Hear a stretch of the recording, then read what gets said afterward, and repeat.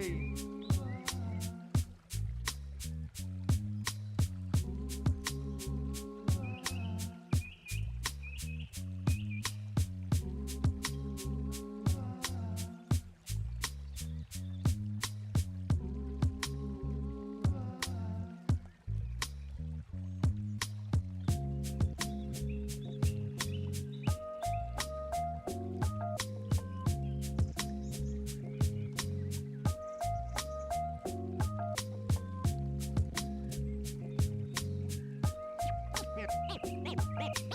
Name straight new wave.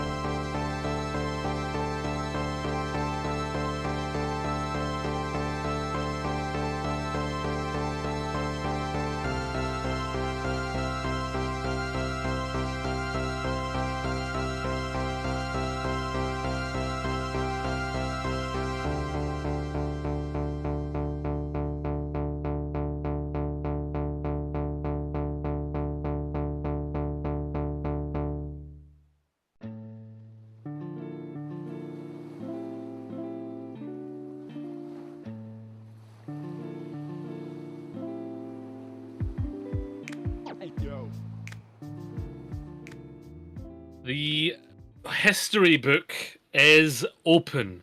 There will be a new champion of a CGL tier tonight as the EU Masters Division has come to its final climax, to the peak of the mountain, where an undefeated team is up against a team that's only been defeated by one team.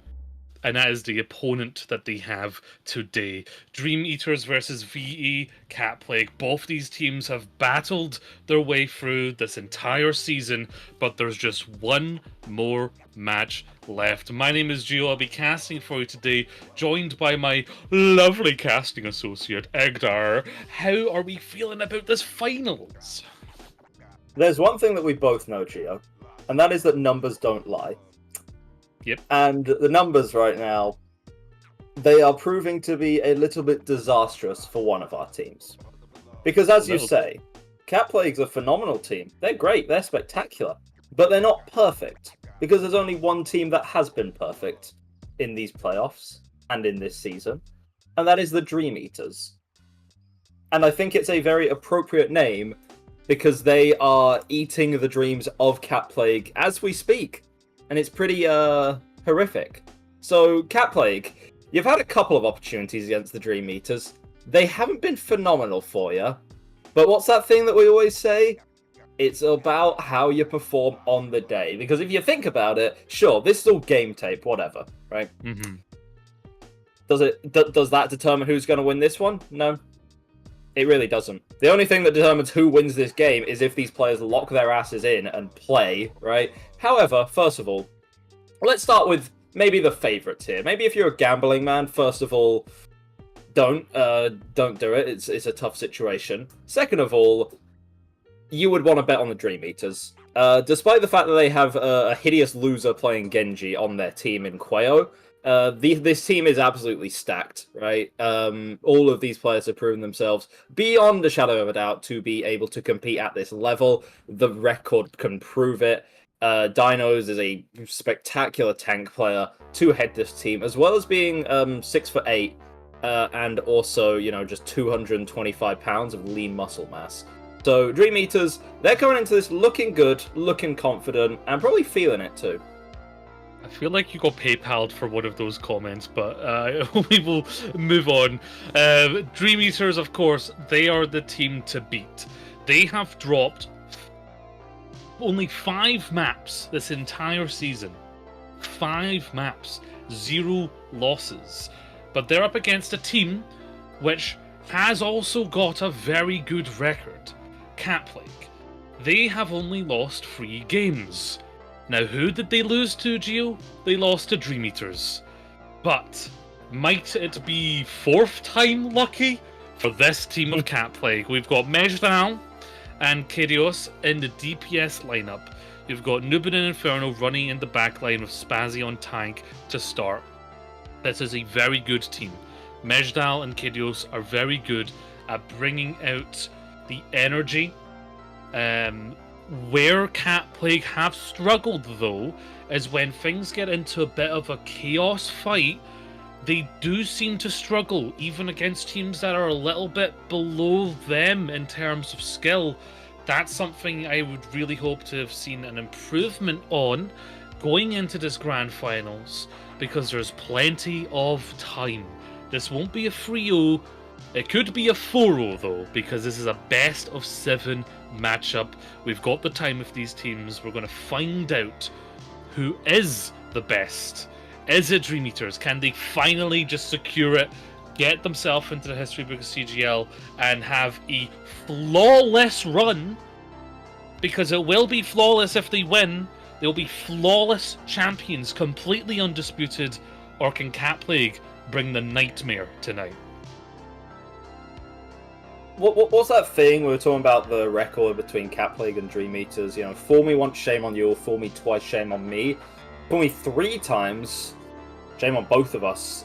Fool me 4 times, then I think we have I think that we're all just absolutely cooked, to be honest. So it is, as you say, hopefully 4th time can be the charm here. The one advantage that you have is that these teams have played so much that they have game tape on each other, and you just know for a fact that Cat Plague have done their homework, because, well, they've had to. They've not been given deadlines. They've had the deadlines shoved down their throat, in essence. So they're going to know Dream Eater's style very well. They're going to know that Dinos is a pretty proficient Winston player, hence, I guess, why we go over to Ilios as our first map. That favours him well, and of course, as the higher seed, Dream Eaters do get that initial pick. It's going to be a style they're relatively comfortable with. Quayo as well can play the Tracer Genji just fine, so Dive is going to be well within the wheelhouse of the Dream Eaters. And they also get the advantage of first ban too, so they can protect their style as much as they want, and I think that's actually perfect. They get rid of the Hazard, because it means Hazard, not really a counter to, but can sometimes frustrate or upset that dive style. You protect your tank, and you get rid of a somewhat advantageous tank for the enemy team as well. Now it's on not the Dream Eaters, sorry. Now it is on Cat Plague. Cat Plague. Yes, Cat Plague, yay. To have their little decision and brainstorm. And I'm now wondering, like, obviously, they've protected tank and they've gotten rid of a good, like, opposing tank to a Winston. How are Cat Plague going to respond here? Because obviously they know what they're going to be doing on the tank lineup and what they want to potentially be doing with the rest of it. Are we wanting to play slower and get rid of something that's going to be good against a slower comp? Searching for it. It's a Pharah ban from Cat Plague here. I apologise, our UI is just a little bit broken, but knock on wood, we'll get there soon. Yeah, Pharah ban. Okay, so that's obviously Pharah's very good at having a consistent high amount of pressure. Very tough for teams that want to play in the open or even play slower. So that's going to open up slower kind of rotations on these maps. I mean, also 2 out of the 3 points are pretty good for Pharah, right? Or at least I'd say so. You try and play that on... I mean, you can play that well on well. You can play that well on well, who would have thought? Lighthouse as well. Ruins, it's a struggle. It's very open there, but you can make it work. So Farban, interesting to me. It does suggest that they don't want to play like hard hit scan or anything. I think I just froze there for quite a significant period of time. No, it was a very insignificant period of time, I promise. It was a momentary really? glitch, yes. Okay, sure. No, that's not an internet thing. That's just me. It's just in real life. I just kind of. That happened in real life. Yeah, it's kind of scary. I've been in person when that happens. I'm like, what's going on? Well, when I just freeze on the spot. Yeah, and I'm like, oh, the Cybermen are taking over finally. I will embrace my new Metallic Masters. I mean, I think at this point, maybe the Cybermen just have it better. Yeah, you wouldn't be wrong, if we're being completely honest. That being said, yeah, we're waiting on both of these teams to get into lobby now. It should be... Yeah, they should be ready pretty soon. I want to see... What I want to see most here from Catplague is just get a bit creative with it, right? Because the odds aren't in your favor, the numbers aren't on your side, so you haven't been phenomenal in this matchup so far. So throw your opponents off. Play whatever you want. Don't think, okay, well, you know, we'll be running, say, Brick, Juno, and Malga because they're really strong right now. Just say, like, oh, just, like, I don't know, play whatever the hell you want. Whatever the hell you think is going to work. Because you have thrown so many things against this insurmountable wall that are the Dream Eaters, and they have just bounced right off. So, yeah, the only thing you could do is find more things to throw at that wall. Yeah, I'm actually looking off to my side here because I want to get like a deeper idea of the history of these two teams. Now, they've met once in this playoffs, 3-0 to Dream Eaters. They've met in the mid-season, 3-0 to Dream Eaters. But the regular season, they met and it was a 3-2. So Catplague took 2 maps. It looks like Catplague actually got was it reverse sweep? I can't quite make these out. Bear with me. I'm going to figure out which maps were won by which team because that's going to be important. But the Dream Eaters versus Catplague. Can Catplague bring in the energy that they've shown against all other teams in this and against Dream Eaters way back when they faced in February? Or is this Dream Eaters just another match for them to prove that they're just that damn good? I think they've already established that they're pretty good, but now they've got to establish they're the best, and those are two very different things. And I think the pressure is also going to play a part in it. Catplague, yeah, they got to the finals, but they're not necessarily expecting a big win here. They'll take what they can get in that sense. Maybe Dream Eaters, they get a bit comfortable. Maybe, you know, the odd fight goes out their favor because, we're just trolling, guys, don't worry about it. But then, you know, one fight turns into several, and then several fights turn into a pretty nasty round, and then you try and claw it back, and then it just doesn't work out for you. Things have opened up here. You're a Bastion. Yeah, I do hear a Bastion. Allegedly. Yeah, I think some technical issues. By the way, while you were talking, Hector, I had a little bit of a look. In that matchup, the maps that they took off of Dream Eaters were Runasapi and New Junk City. So, if I'm Catplague, I'm aiming for those if I go to map picks, right? I want to bring them back to the maps that we know that we've beaten on before and kind of have a foundation in that way, because you can choose any mode at any point, right? So next map you could go to Runasapi, bring back that strategy and try and create a foundation for a victory for yourself here in the Grand Finals. Also, what do those two maps have in common? The ones they lost on. Runasapi, New Junk City. I love them. That's what they have in common. I love both these maps. 4, 3. They're pretty close quarters, aren't they? 1. And that says a lot about the styles, and that says a lot about the styles from both of these teams. As they're going to open it up here. Welcome to the finals. It's time for one of these teams to determine themselves as the champion, to grab that crown and take it for everything it is worth. Dinos on the wrecking ball, a bullseye setup from Catplague here. So it's all about getting in these hits and making sure that they are damn impactful. Yes, Catplague in the red, Dream Eaters in the Sorry, yeah, Catholic on the blue, Dream Meter's on the red, scoreboard just a little bit wrong at the moment. Dino's so low, but so is Inferno, who had to scamper off and just about survives. A hack is going to make that more difficult. Tiger is going to hunt them down in the jungle. Nuben just about escapes with a Suzu on themselves.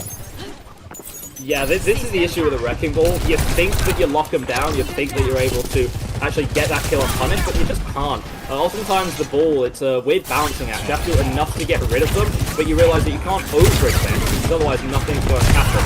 First slam, you're going to be hitting exactly where you want it. See how many more two teams get. Inferno's so low, 45 teams begun. Ryu is going to be so much frustration to Camp Plague. And now that Suzu's out from the Jericho, Nuben's got to know that they're going to be under a lot of threat. Escher actually takes Kwayu out of the map. Inferno down though, so without your Winston, that dive potential is gone. Down to utilize the space where you can create any for yourself, as they're really just bunkering in this corner right now. They've used the Suzu again just to keep themselves alive here. Mejdal building up the railgun off the wrecking ball right now. So the shot on who is going to go down to it? Pulse bomb right onto Mejdal. You could not slide away from that. Nuben actually falls to the mines, and Dino has cleaned things up. A very prolonged fight. They're very much Yeah, I mean, the explosive gambit from Dream Eater seems to pay off there after their Lucio had made I think what we'll put it bluntly as slightly questionable play. You have ult advantage, you're able to utilize that to full effect. Being of ult advantage, VA Cat Play, they have a good ult rotation in terms of numbers, but they don't have an EMP, and that cheats the ultimate economy so much. Early EMP engaged from Dream Eaters here, it's just over for Cat Play.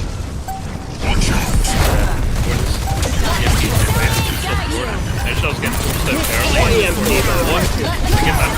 Yeah, if you don't have a Sombra, you can't use Sombra's ultimate. It's a very simple proof, and it's Barrel's booked to death. Nuben's gone. You've got the beat up right now, but I don't really see it hitting many people. Mejdal's on 1 HP, found nothing with the overclock, and of course Kwayu will get back there with EMP. Even if it's not even necessary, Mejdal will fall, so will Spazzy, and Dream Features opening Elios with a very dominant showcase. And you can see Dream Eaters are so confident on this dive style. They don't even care about having some kind of solid unit or backbone in place. You know, they're not running a Brick Hana. They're not running a long-range hit scan, so they just want to go as fast as humanly possible. And in credit to Cat Play, that is somewhat difficult to adapt to. I think I can make this worth my because time. basically the main matchup that you're looking at is the Wrecking Ball versus the Winston. And oddly enough, Wrecking Ball does so many things better than the Winston, but Winston can just play with the team a little bit better on several occasions. However, this time Inferno says it's my turn to flex my love muscles a little bit, so we're going to be seeing a Wrecking Ball of their own. Kwayu gets an early hack onto a Mega. It's going to be very good for Dino specifically in this ball matchup. That's going to be a Mega denied from the enemy ball, and one that yours is going to be able to use to full effect. Kwayu already knows what their job can be here. If you can deny any engagement from Inferno, then you're going to nullify all of the effects they can have.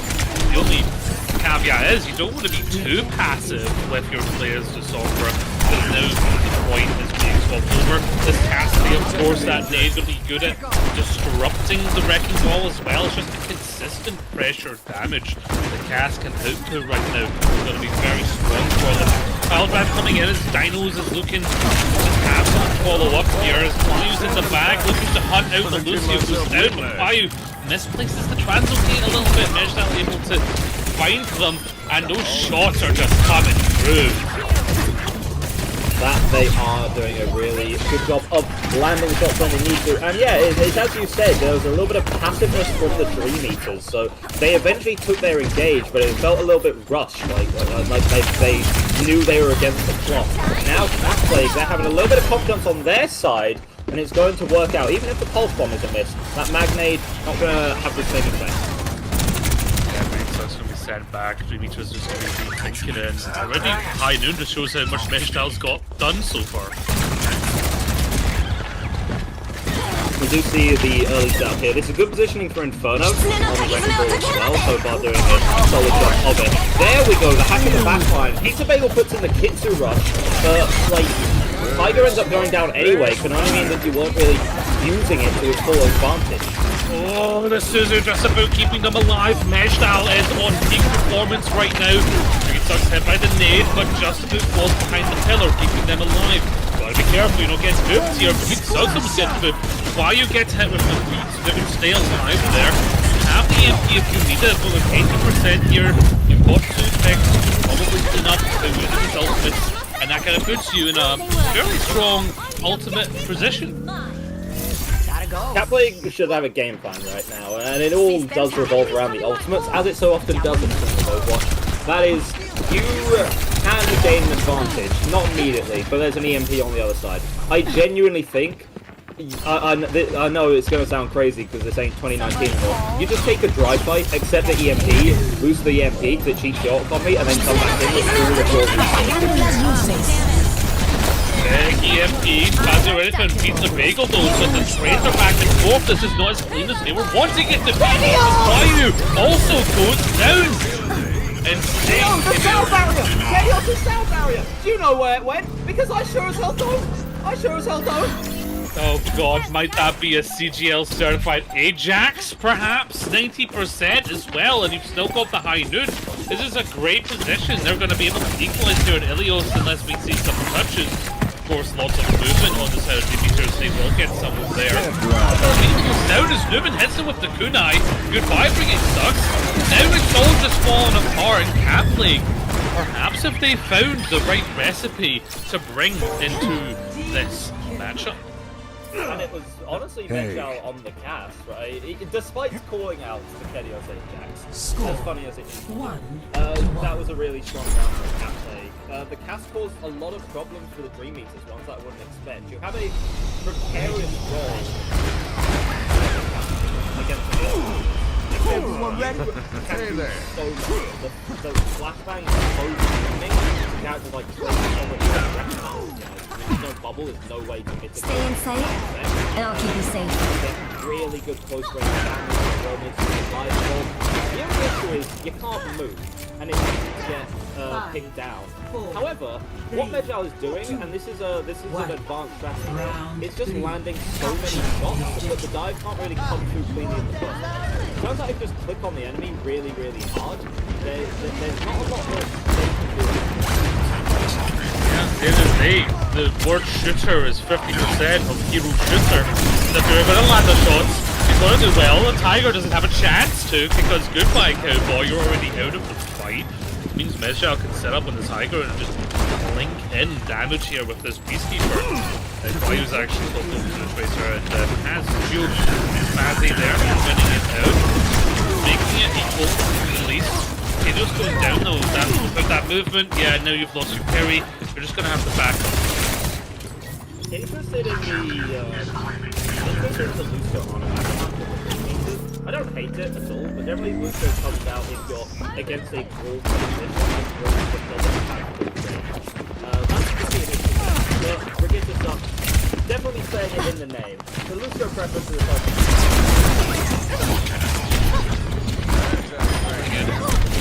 Trying to able to just keep such good control of the map. Bagels taking Newman out there. I mean, this Anna's really cemented in place. You need to get some disruption up there.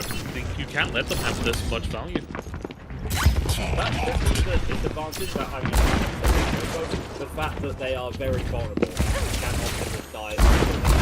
Really and, you know, that's a great move as well that denies the fragment. Yeah, they're just going to decide to force them into a close range fight by pressing the issue on point. They are going to get the swap because the 3 meters, well, they can throw in a good nades here from the high ground. This Anna protected by the keeper essentially. Meshtal's going to get booped and Fazzy close to Tiger. Nubin scrambling on the outside of the map there. Will eventually get taken out. Oh, there is a might committed here. Possible also Kikios can get away. Oh no, too shiny, and they were like a crow looking for something to add to their collection. Exile's had enough of it. Going over to the Sojourn. Is the Sojourn a good pick? Can't pretend. I can't pretend it's not. You have some ability to not get caught out by the dive, but also, and maybe this is one. You're powered up. Get in there. And you're actually up. Suzu's going to be there to get that fight ability and the nano A powered up hamster in a wrecking ball, that's going to be a lot of pressure. The Suzu came out, the TP came out, but still they were able to follow up and get the elimination, which is looking really tough because there's 20% remaining here. time at all. Their Catplay have to support. Let the Kitsune guide you. What's going to keep them What's that? Okay, yeah, getting a nice clip on the opposing Tracer will very much help. They are forcing the issue again on point. They've used the opportunity, they want to hold on to as many of the other. They have one other option, and holding on to that means very good for them because it means they can sustain this hold at least a little bit, and now it's going to be a lot harder for Eagle to get into a good position. Yeah, I mean, when there's an Ana on the high ground and the entire team is bunking up to step there, no amount of 3 is going to circumvent that much. But when every teammate is trying to rotate to this high ground, they are so close. That's exactly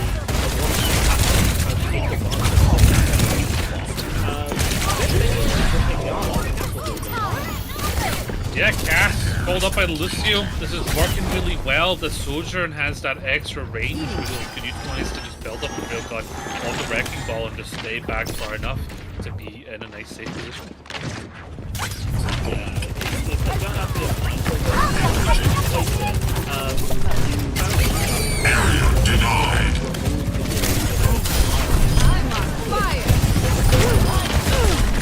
Yeah, and you forced the slide right onto the point. Thankfully, it would have paired for the double slide that actually saved them. They might save their map here. Very low. Rose Tiger who's just too high. Dino is not letting Meshmal escape without any game. Finds on the point, but do you have the numbers to stay alive? The high noon there. Nubin's still there with their wrecking ball. Inferno's gonna fall. No Dino, just Nubin scrambling. Kunai actually does get the Kitsune rush up, but it was not enough. Dream Eaters, they took a rest by playing the Ana, but winning that first fight, getting that Ana on the high ground, made it so difficult for Catplague to get much done. Dream Eaters starting us out with the 1 in their favor. Again, that's the first step to becoming champion. 3 more to go, Catplay wants to stop the because they really did play kind of exceptionally well. I was really surprised, knowing the history between these teams, really surprised to see performance like that from Catplague. But yeah, they did super good, all credit to them. They were able to take Ruins very convincingly. The cast caused lots of problems. I think it was oddly enough, the Ana adaptation. Generally, you think about the backline in terms of, like, you know, the whole macro of the game. As in, are there dive DPS at Compressor how they're going to deal with a ball. Ana into a ball isn't that bad, because you can sleep him. He's a big target to sleep. Big beefy boy hamster. He's been getting his reps in on the wheel. It happens to the best of us. But it also dealt with the cast quite well, because Ana does have an inherent range advantage. And yeah, okay, your main job as Ana isn't exactly dueling out enemy DPS, but you know, you compare it to a Kiri, who's going to be maybe TPing into the engages in a super kind of chaotic close range environment. Cass can just hit some easy shots, right? Ana's sticking back. The moment that Cass peeks the head out, you're just going to get shot, you're just going to get naded. That might have been the thing, honestly, as odd as it sounds. Because I know that I'm sounding crazy here. The Ana might have been the thing that forced the Soj swap.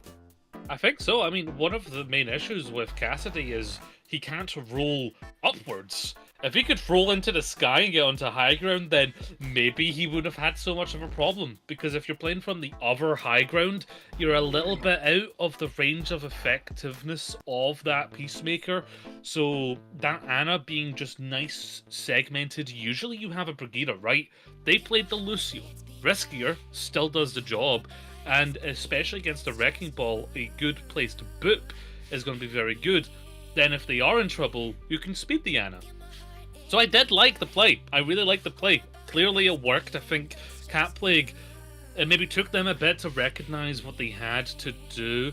If they were just a little bit faster on an adaptation, maybe we could have seen it go to overtime both ways. Maybe we could have seen potentially Cat Plague even threaten to take that sub-map. But so far, I'm loving this matchup because it's not just we're playing our set comps, yada yada yada, this is what we play.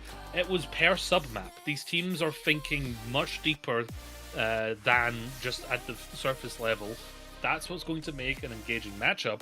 And if Cat Plague keep it up, choose a map that they are strong on, then we could see them very easily equalize this situation. But it does give me some hope to see a map come out that competitive from the outset, on a style which would be favoured by Dream Eaters as well. So I am cautiously optimistic for Cat Plague, right? Hey, look, you got us for at least 4 maps. Why not go the whole 7? It could be a fun time. Me and Gio, you know, we'll get you around the fire pit, we'll make you a cup of tea, and we'll tell you about the good old days, and it'll be so spectacular. But speaking of styles that Dream Eaters favour, Gibraltar. This is kind of just their home, because Chinese Dinos, fun fact about him, he's not actually a person, he's a genetically engineered gorilla. He comes from it's called the Moon, and he likes glasses and enjoys peanut butter. Is it true that there's cheese on the moon? If that's the case, then that means there'll be several billions of grams of protein on the moon, and that would be wonderful. Don't tell the gym bros; they'll start becoming astronauts.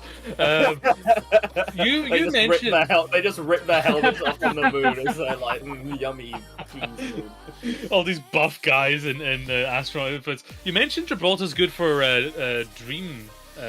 This was a Cat Plague pick. They chose this, and they've banned Wrecking Ball, to be fair. Okay, it seems like a bit of a risk to me to go Gibraltar against Dream Eaters, but clearly Cat Plague have a plan, and of course they've spent their chip, they've banned the Wrecking Ball. That means Winston's still available. So I think we're just seeing a Winston mirror. Diva possibly, if you want to counter that style.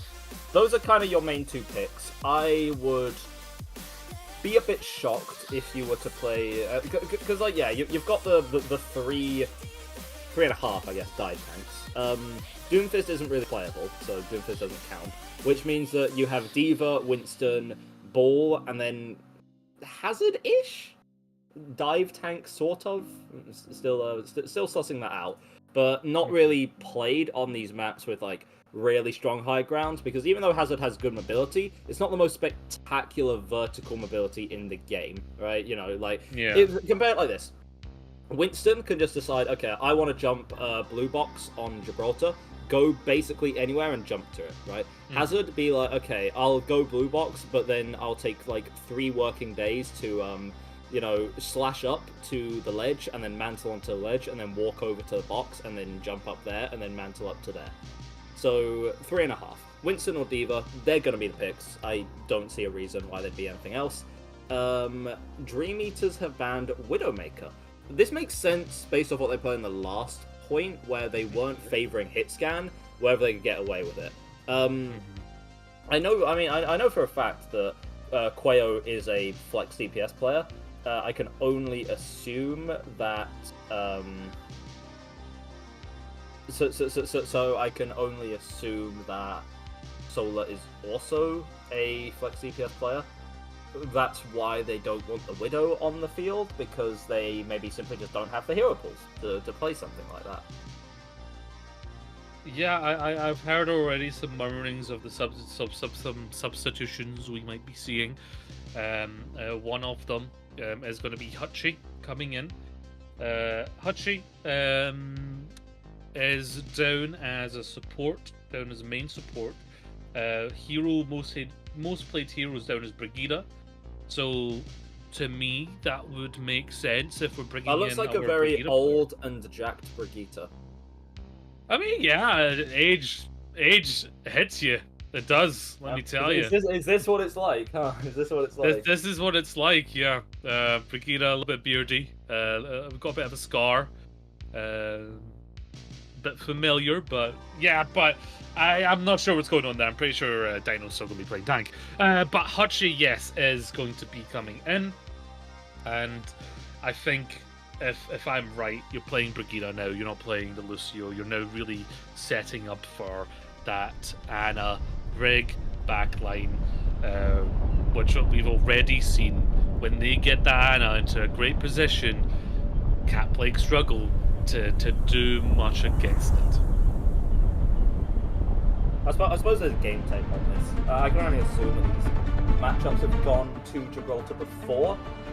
Again, what you were saying before about the maps where Cat Plague won, those were things such as the enclosed maps. The ones where dive just wasn't an option, and you force 3 meters kind of out of their comfort zone, and they play a little bit more of a Georgia style. Instead, VA Catwake themselves decide, no, we're going to Gibraltar. So it really is like a go up to the biggest guy in the prison yard and smash him in the face kind of deal that you're going for here. Where, I like your moxie, I like your idea, but then you might just get put into the infirmary for the rest of your sentence, and that could be a problem for you. So yeah, nothing surprising from these teams here. 4, 3, I am interested in 1. Dream Eaters. Turns out Attackers Tiger does have a incoming. good hit scan in him. It's going to be a Stop the full, pain. it's going to be a full, respectable, good, honest, I love this. Classic, very classic, completely mirrored here. Already you see Dino playing from that little crowd, gives her an opportunity to jump across. Didn't quite place our bubble correctly, so necessarily can't fight with the pressure. Dino, perfect!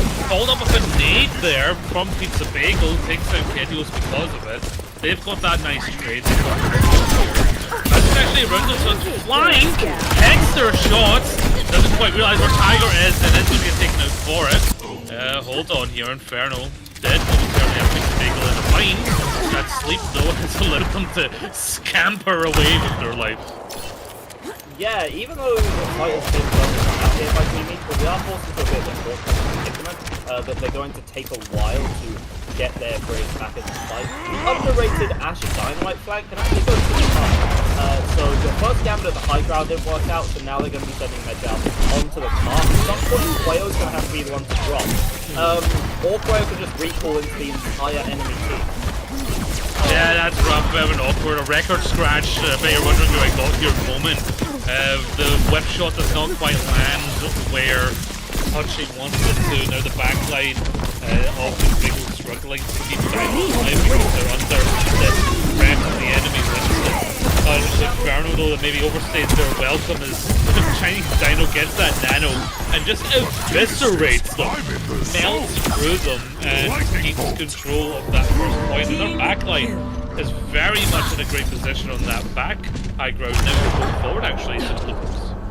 Yeah, for that fight, Chinese Dino reached out to some of his cousins, like Arabic Dolphin and Caucasian Dog, to help just learn more characters. There's an entire family of them. It's actually very interesting. Even more terrifying is the Skymo that you're going to have. You're going to barrel stuff them in the choke, and players can take but Medj will get one right back. Yeah, great shield from Hachi to keep the Ana alive, but didn't quite help Tiger, who of course that pulse bomb was directly attached to. Medj gets the knife down. They have forced the backline of Dream Eaters off blue box, but they're bleeding members. They don't have a Yeah, Cat Plague are going to force the pass just for a smidge. They have their own nano here. Dream Eaters used their great effect a couple of fights ago. but now it's to make a move with them. It's going to be the primal pop here. How's it going to do? Oh, you almost did the kill at the last minute. What's spectacular. You do need to keep an eye on the... They didn't touch the coin! Wait. No. That was from like the end of the underground to just all the way to the end of the point. What was that? That's the worst thing I've ever seen. I'm going home. I don't like Overwatch anymore. That was a devastating blow to them. To be fair, at least they have players alive to set up on high ground. But without their Winston there, they might have a little bit of trouble. They need to really keep an eye that things aren't just going to roll from here, because this is a point on Gibraltar where if you mess up slightly, things go very terribly wrong for you. Bob sent through, but Rally comes in from Punchy to keep the team alive. Why you have help with the recall and the pulse bomb. Nano's still ready for Pizza Bagel, can be the Dino. Yeah, the next engage has happened, but the good position for Spazzy is going to hold the back Dino into trouble. Meanwhile, Mayu and Dino are just bullying everyone else on the side of Cat Plague, and they have definitely regained control of the situation and set themselves up for success. All that time that Quayo and Dino spent making out behind George Green Library has very much paid off. You can see how in sync they are when they play this game. That being said, both these teams have just burnt their ult bank entirely, as that's like mostly seemed like a mad scramble from both backlines to keep each other alive. It was a pulse bomb at the end of it that got things secured here. Dino takes so much poke early on. Gonna have to get healed up, but goes down anyway. Dino! Double with the pulse bomb! Mej'Dal doesn't just open the door, kicks the damn door down! Pizza Bagel's also gonna fall. Gio. Did Tiger just coach gun into his own brick? I'm not sure. I could have been. Tiger immediately under press. Now as Spazzy takes their head off the sharper shooter of the two. Primal Rage from the point, trying to force Dino off. They need to take Dino off before they actually get their Primal Rage, otherwise it's going to be a lot harder to take this point. Pizza Bagel's just stumbled onto the point as well as Hutchie. So even though they have that Primal Rage, they are not getting too much from it. But hold on a minute, Tiger's found Spazzy. Inferno goes down. Capleg are letting this slip away from them right now. Nano from Nuben onto Mej'Dal, just to try and pump that damage through, but the members from Dream Eaters are coming back. They're coming back to this fight. Kadios is down. That was a fight the Cat Plague should have won hands down, but Dino gets Primal and keeps it alive. Yeah, Chinese Dino looking increasingly more Korean as time goes on with this Winston gameplay right here. And in the ensuing chaos, Dream Eaters were able to get to both of their support ultimates as well. So Kadios' rally is going to have to try and stop the Nano Dinos from coming in. But then Hutchie has their own rally too to assist in proceedings. And again, Quayo just wins the fight before it's even begun. Yeah, Rally's gone. Not available in this fight. Bob comes out from Spazzy to try and get something done, create another angle, but the Tiger's Bob is going to prove themselves to be better. He even takes out Inferno as Tiger and Dino sweep here. That pulse bomb won that point, and now Cat Plague, they're in a tough spot. They need to basically full hold on first point. I've seen it done many times, but against this team, against Dream Eaters, who are looking so strong on their dive, this is gonna be a tough one. But Dream Eaters so far, they're proving their worth. They're proving why up till this point they've been undefeated. Gibraltar is the sorry, I lost my train of thought. Happens to the best of us. You can just see the dominance that Dinosaur 20-2. I know, right? You put a dinosaur and a tiger on the same team, and it turns out that's like a pretty cursed combination between the two of them. It's as I said earlier. I question, maybe very slightly, the idea of Cat Plague bringing things to Gibraltar. Having played Dream Eater so many times, having known how good they are at dive, and knowing how strong Gibraltar is as a dive map, again, confidence is a flimsy shield. Shout out Zenyatta 2025, I guess. And yes, Gibraltar is a defender-sided map. that being said, you have not got the greatest win conditions set out for you here for cat play. You're going to need to lock in. It was the DPS who were the bright spots for cat plague on their attack. Let's see if they can do something similar on the defense. Immediately, Dino forcing. Let's see what they can force. Get a cooldown or something out. These soft eyes, not intended to take hard control. Great anti. Intended to just force them out. As Mejnal, yeah, falls up on a beautiful setup and is going through and melting the team of Dream Eaters. And that's your number one thing. In these compositions, there's no room for a Kiriko, BAP, anything that can provide some kind of cleanse or immortality. So the anti is going to be a fight winner more often than not.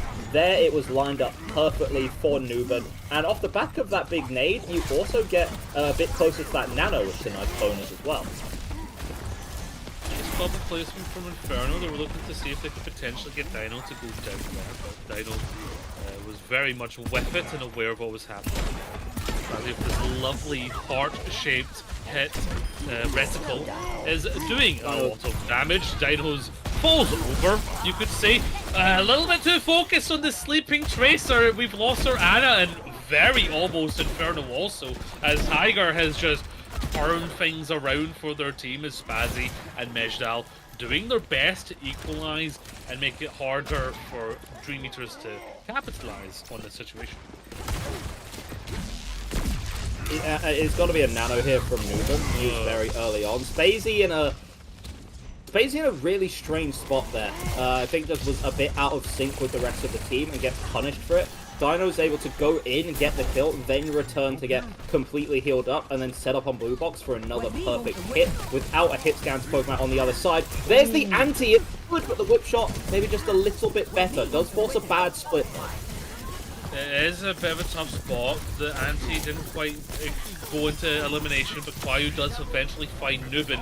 It's Spazzy though and Inferno who find the backline. No healing available now for the attacking side. Dream Eaters, if they're staying in this one, they actually are going to throw a pulse bomb. They're going to apply the Primal Rage. We're still getting some movement here, but with Inferno using their own Primal Rage, they're not getting a lot done with it. It's going to give everyone time to come back into this and set up again.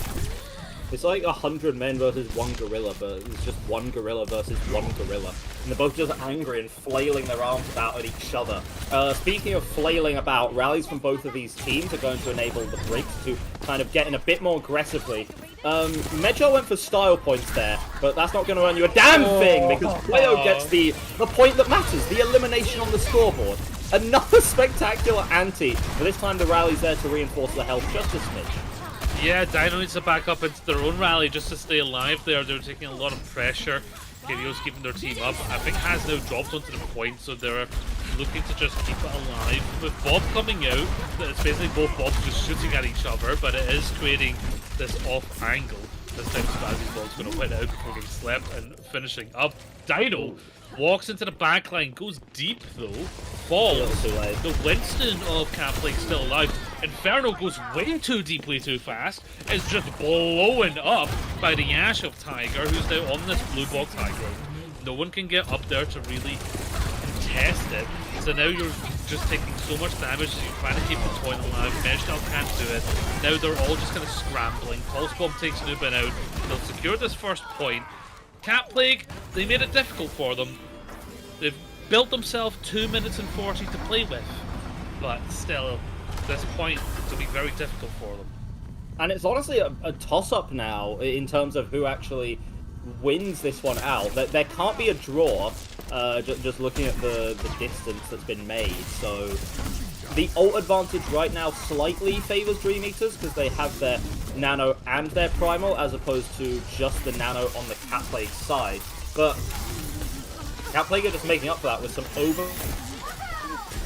overwhelming. I know wants to get healed up, but won't be allowed to happen. Oh, Kyrios goes down a great sleep. Pizza Bagel earning their worth and then some. You have that player as your Ana, they're going to land those nades, they're going to land those sleeps, and win you fights. And a stagger onto Spacey too. This is disastrous because you can see the bot now. You're going to have to recontest in a 4v5. You have a lot of tools to do it with. Your Winston is going to be an unstoppable raid boss for quite a while, and Medchow has been finding lots of purchase with these pulse bombs for a while as well. But Medchow dies using the pulse. Nuben couldn't use the nano boost. Dying with ults is going to be the thing that spells disaster for you in these matchups.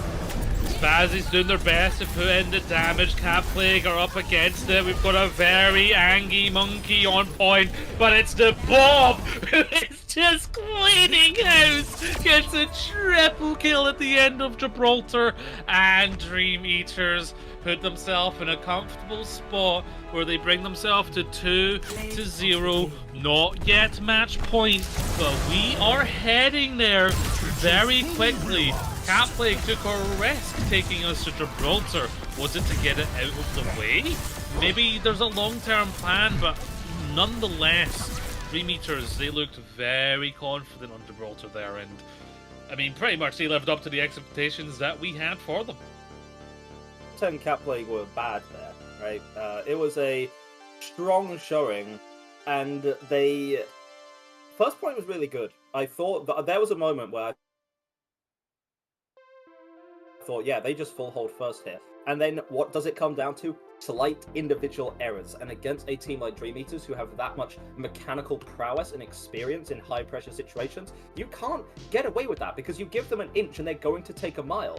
So Cat Plague I truly don't think they're out for the series, but they have a lot of individual kinks that need ironing out if they want to bring this one back and become champions. But we have seen crazier comebacks from a, somewhat close 2-0 down before, and I would, for one, be very excited to see such a thing. We are going to be heading over to a very short break, but make sure to not go anywhere, because this is a stellar match thus far, and it's only going to get better and better. So we'll see you in just a few minutes.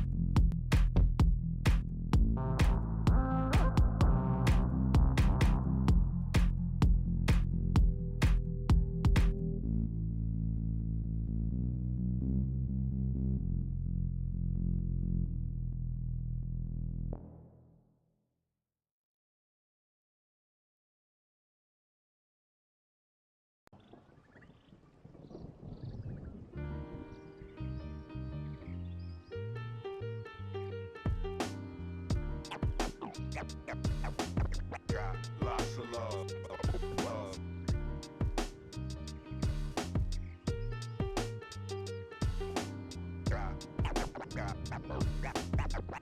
lots of love. Lots of love.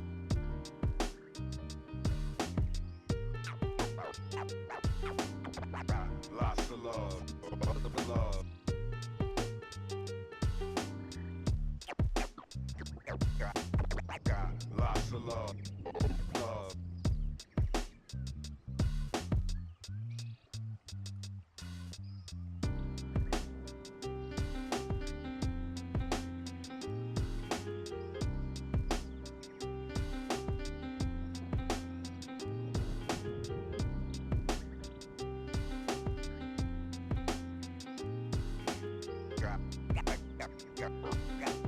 Got lots of love.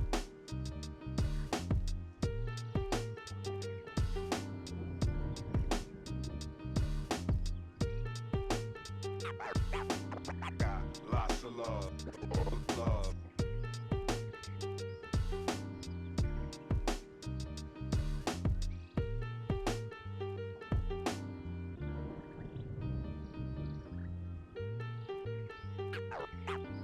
Got lots of love.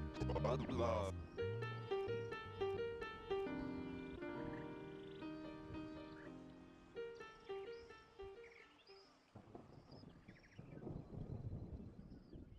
History seems to be repeating itself. These teams have battled before and it's always went the way of the Dream Eaters.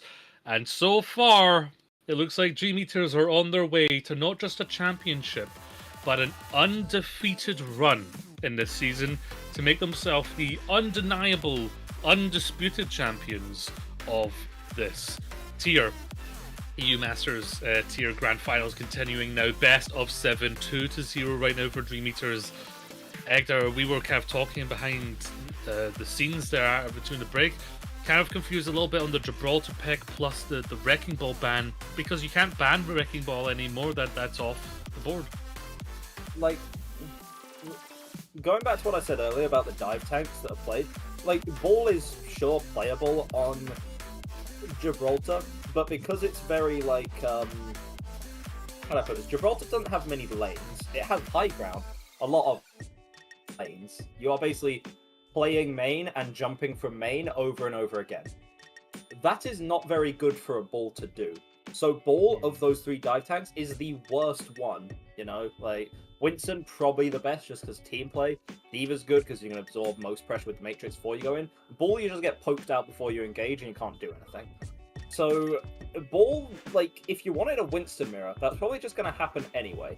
And you could have, if you didn't want it, then you ban Winston. And then what? You can play Diva, who is a great matchup into the Ball, or you have a Diva mirror, which you probably have a decent chance of winning on, because I don't think that's a character really in Dino's wheelhouse. Instead, you ban Ball on a map where Ball isn't even that spectacular, which leaves the Ball available, because we still have like push in the map pool, right? Say we go to a new Queen Street, that is like Ball's playground, and clearly Dinos is nuts enough at the Ball where it caused you so many issues that you considered banning it in the first place. So you didn't protect your tank, you have now left a crucial pick still in the, like, for the enemy team to just freely use and abuse as much as they like, and you don't win the map either. So yeah, it's not to pile on things, because Cat Plague aren't having a great time right now, and even despite all of that, they are still putting in a really good performance. They are really taking numbers and fight and teeth out of the Dream Eaters. But, like, it's decisions like that, you know, it's a little bit like Cat Plague, it sounds maybe disingenuous, but it's like Cat Plague will lock in, you know what I mean? Because I think that you guys are really, really good, but there are some really awkward decisions both out of game and in game being made here.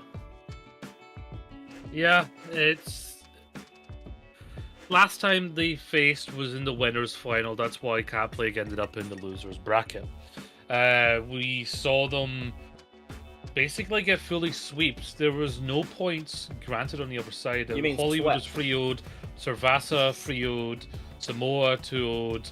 It was just a sweep there. Now we're seeing Cat Plague actually coming back fighting. They went to Esperanza.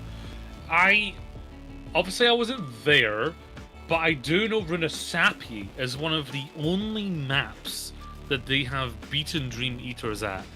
And we've went for Esperanza instead. To me, I really hope they have a plan here. I would love to see Mejdal on Cass again as well. This is just what I'm saying. It's more about reinventing the wheel. Like, you won on Runasapi. Why aren't you picking Runasapi? Like, it's beyond belief. Like, Cat Plague are playing really well. They really are. They're doing exceptionally. But it's like they're being hamstrung by so many, like, odd creative decisions.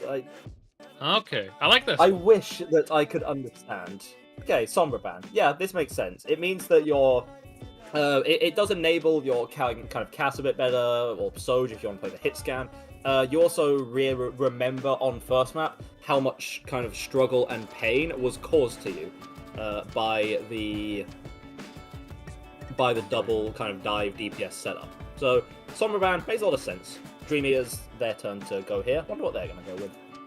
Yeah, clearly Cap League want to continue with this Tracer duel. It is back and forth. Spazzy has done well, but so has who is it? Kwayu. So has Kwayu when they have went on to the Tracers. So, I mean, obviously it's a confidence thing. They're more confident on the Tracer than having the Sombra. Perhaps they want to meet them on Wrecking Ball. Perhaps that Wrecking Ball ban. Well, actually, no, it doesn't work like that. I was going to say it was to protect it, but that's not how the bans work. Lucio they banned Wrecking Ball to protect Wrecking Ball. Checkmate liberals banned your favorite character. Like that. It doesn't even work like that because like Dream Eaters can still ban Wrecking Ball later if they want. I forgot how the hero bans worked here, but Lucio banned, Sombra banned, so they're probably going to keep Hutchie in then. Unless we're going to see like a Juno setup, maybe a Juno break if we want to keep Hutchie there, instead of a Lucio carry, which is usually what you'd see on a map like this with Lucio. So I'm thinking more the Juno break backline then for these teams. Maybe Ana break still if they really want to be confident with it. Esperanza has some high grounds. Juno Brig wouldn't. Juno Brig's a bit brawlier, and I don't think these teams really care for brawl.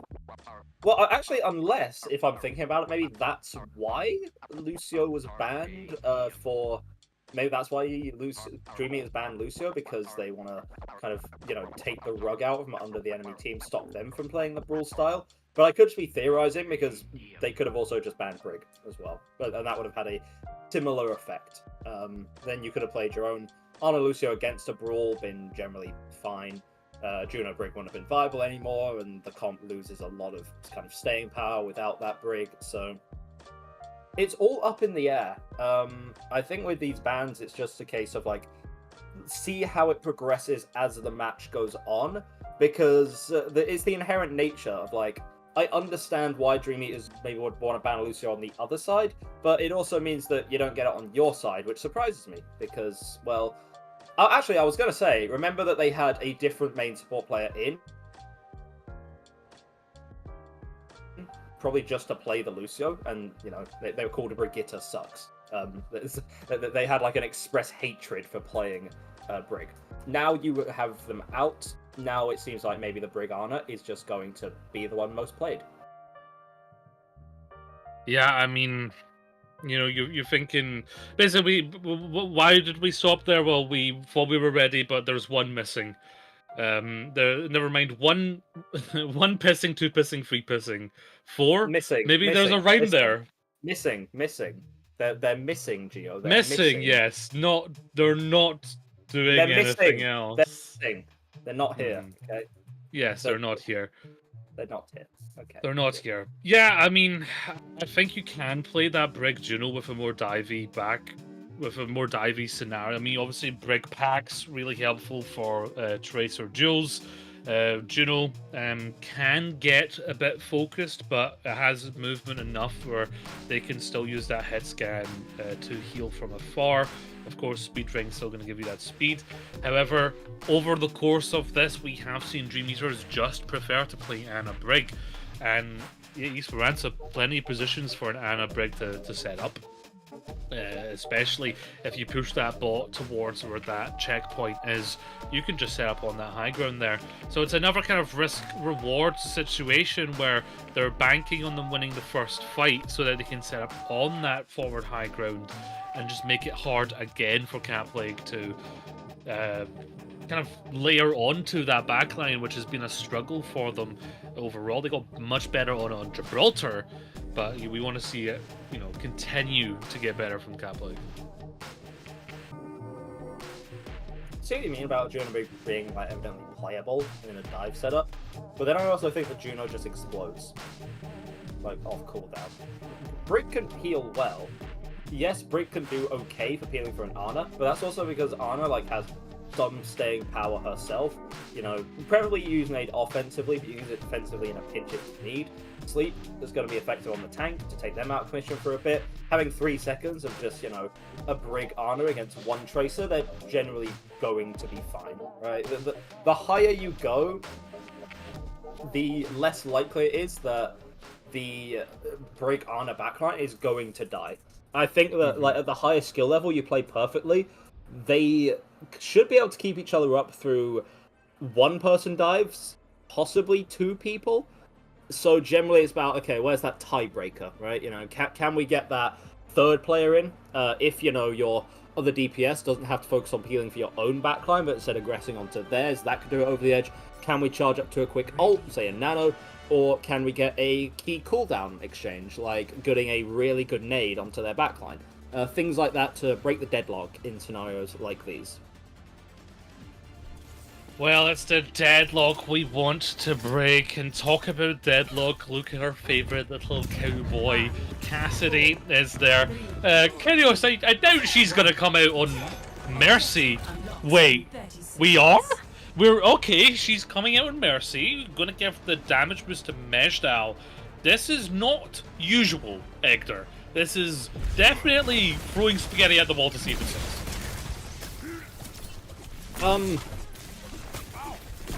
If there was a Wrecking Ball on Dream Eaters, then like sure, but there isn't. There's a Winston.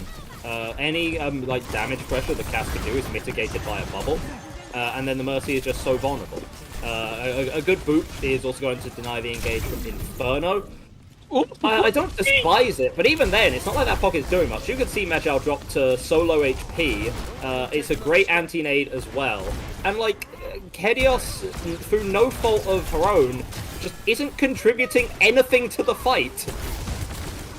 I mean, it's really good when you get into scenarios where the fan hammer is being used against a monkey, but you're right, look at this, the bubble's just in the way, and it's really limiting what can get done, especially if you think about utility-wise. You've got a Brig on the other side, you've got an Ana.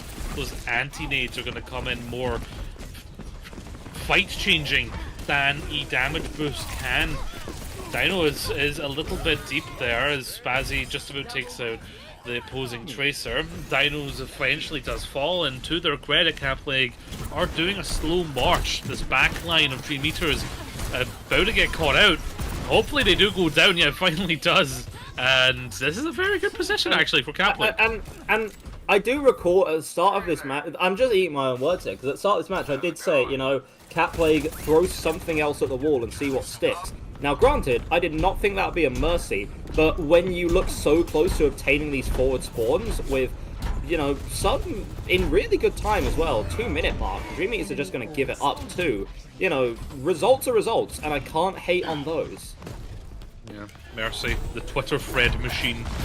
Does have the Valk ready as well, so we can use that for a push. Hutchie gets stuck. Spazzy creating great tempo for their team. Dino needs to get Nano to stay alive against the aggressive. Big Valk.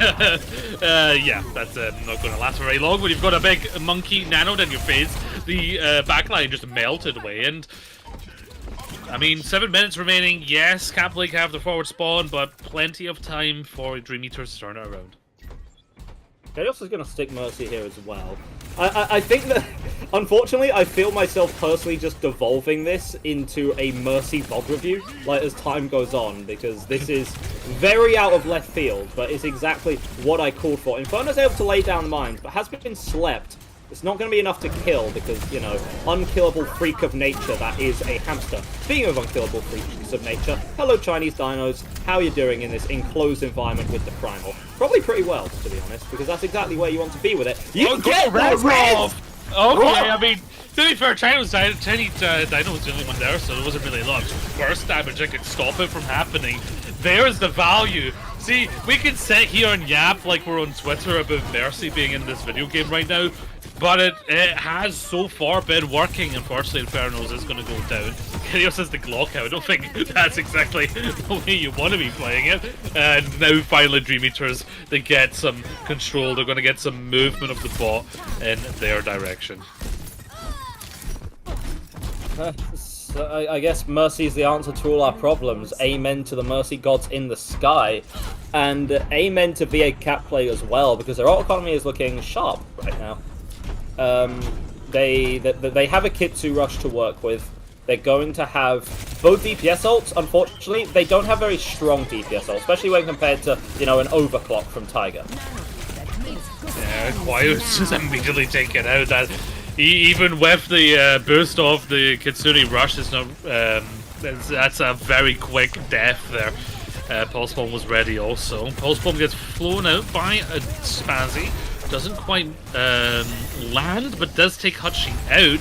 Mejdal takes Tiger out, and Tiger is going to struggle, to be fair, in these moments where the two head scans are teeing off, because it does mean that, especially in close quarters, Mejdal's just going to have the advantage at all points. Yeah, and despite what how I thought this up, how the game plan would go, we're going to see VA Capley extend their lead just a smidge more. You know what I call this backline from Capley? I call it the collab skin backline. The Kerry Mercy. Plenty of skins to choose from, but so far that is effective. We're going to see the Valkyrie come out there. Primal Rage has been used also. They're not finding the most value from it. They are kind of doing good at creating space, and is it enough for there to be follow-up? Not right now.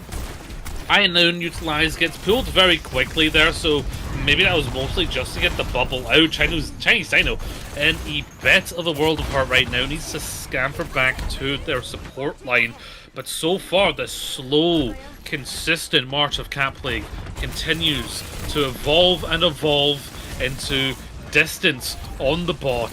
Mejdal is going to fall there again to a nicely placed anti-nade, and again, 3 meters have a chance to try and bring this map under their control.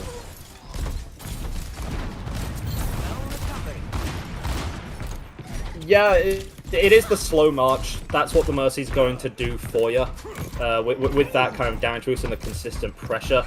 Dream Eaters now have a big hurdle to overcome. Think not just of like kind of, you know, the physical pressure and, you know, how much space they have to bring back, but also kind of the mental aspect of it. You know, you were winning in really strong fashion, and now you're being kind of stomped by a Mercy. That couldn't have been on your to-do list. Well, all but the Valkyrie in terms of support ults used across the board from both teams. A Pulse Bomb hits 2 again from Spazzy. 2! Our producer was so shocked by that, we changed scenes momentarily. Pizza Bagel takes out Mejdal. Another res mid-fight. Mejdal back in this one. Chinese Dino falls. I mean, fair play to them. Capley have found the answer to the question of Dream Eaters. I mean, you know, like how, you know how, like, in War of the Worlds, the aliens were weak to something as innocuous as water? I feel like that's exactly the thing with Dream Eaters. They were like, wait, hang on, we could have just played Mercy this entire time? Oh, alright, no bother then. It's working really well. It's thrown Dream Eaters for such a loop, and sometimes that's all you need to do. Mine's going to be laid out by Inferno too, and Hachi just goes down to them immediately. Uh-oh! TP just in time from Nubin, but Mejdal doesn't have a roll that long and can't get back onto the point. As Chinese Dino has decided, actually, I'm just going to win this fight, I'm done waiting around. Tiger has the follow-up as they've also mashed on the Cassidy here. 2 minutes, 20 seconds remaining, and a bunch of fights now in a row that Dream Eaters need to win. That's the inherent issue with push. Like, you get the midpoint, that don't mean a whole lot for you. Early sleep onto Inferno means mostly that you're just going to be able to annoy the ball a little bit. You do end up forcing a very early Valk, one that VA Capley can't really use to regress with, just because of the pressure onto Inferno. But Spacey again with a Pulse Bomb, just carpet bombing the members of Dream Eaters. What is this? Yeah, it's next level when a Tracer can hit the Pulse Bomb. Very hard ultimate to find value with. Nano has been put onto Tiger. Of course, Pizza Bagel has the perk now, so it's on themselves. Also, another res onto Mejdal. This one's going to be a lot harder to find anything with. They do find Tiger. Kadios does go down for it. Hachi gets slammed. Pizza Bagel falls, and I want to see a stat on the reses, because we're seeing a lot of those actually succeed. It's an X factor that you don't really consider. You know, you win the fight, you turn around, bam, the person that you just picked is gone. In a game where picks matter that much, the res is a really strong tool that Kadios is using to full effect right now. 1 minute on the clock and all this kind of space and distance via Capley. I don't see a world for Dream Eaters to get back into this. At least not easily. No, it's going to be a very difficult run, but for any team It would be the best team in the division. They could do it. They've got it within themselves. But they are struggling. You can feel a little bit of panic as well in these plays as, oh my god, the Tracer almost goes down. Kwayu almost just gets clipped before even using that recall. They've got the high ground in complete control to Cat Plague. With those mines as well, going to be a lot more difficult. Kitsune Rush also, they're really layering in these ults. Spazzy takes Tiger out, and there's the cleanup. 20 seconds remaining. There might be some potential ultimates coming up for Dream Eaters, but damn, this will be really difficult. Oh no. Yeah, and yeah, you got to be very careful there. Oh Dream Eaters no! in such a weird spot, and they get staggered. Oh, that's the backline. What were they doing there? What's happening? Oh So no, we this don't is the have Dream rally? Eaters collapse. Yeah, Yeah. no rally. You're gonna get to a nano. You don't have a nano anymore. What do you have? Just a dream. Let's be honest. Hope and a prayer, and there goes their Winston as Chinese Dino gets popped like a balloon. Tiger will fall, and we have to rally back, but another res onto Mejdal is going to mean that they still have their head scan up. Pulse Bomb, not going to do much here, they don't have it. They are going to potentially get the nano here, goes on to Kwayu, could potentially build up to something here. With the Valk, though, that's a lot of sustain that's going to be on the team right now. Pizzabagel's still alive, doesn't have the nade right now, could find a sleep. Good primal tech, as always here from Dinos, has pushed Mejdal away, has got an elimination off the back of it. Another res during that primal rage onto Nubin, who is going to have Kitsune Rush now that they're back into this fight. It is very back and forth. Dream Eaters have gone some progress, however. It's a little bit better than nothing. I can just see Cat Plague. What do they have to do here? They just have to stack ults, and they'll be fine. You know, a minefield on point makes things kind of impossible for Dream Eaters to work with, and they have quite literally nothing else that they can use to help them. You know, the closest ult is Tiger's Castle, which is about as useless as a fart in the wind. Well, they want to develop that fort into something more powerful, but Kwayu will immediately fall to the explosion of the mines. Kyrgios even getting elimination in the middle of that. The overtime ticker ticks away, and there we have it, folks. It's a rare sight to see Dream Eaters drop even a map. But are we now finally seeing the tides change? There was a very specific composition brought out by Cat Plague, the Mercy. We have to give credit where credit is due. Dream Eaters didn't have a great answer to the Mercy, and they were getting away with horrifically great reses that probably shouldn't have happened. I counted at least 5. There must have been at least 5 fights where res came out during it, bringing back mostly Mejdal, bringing back Nubin as well. So Kyrgios actually did find the value with a hero we don't see very often in organized play, but at the end of the day, it is Masters tier, right? There's a little bit of room there in what's meta that you can play with, and well, they found that room and they have ran to the bank with it. You know, I wish I could like even give a proper explanation as to why the Mercy.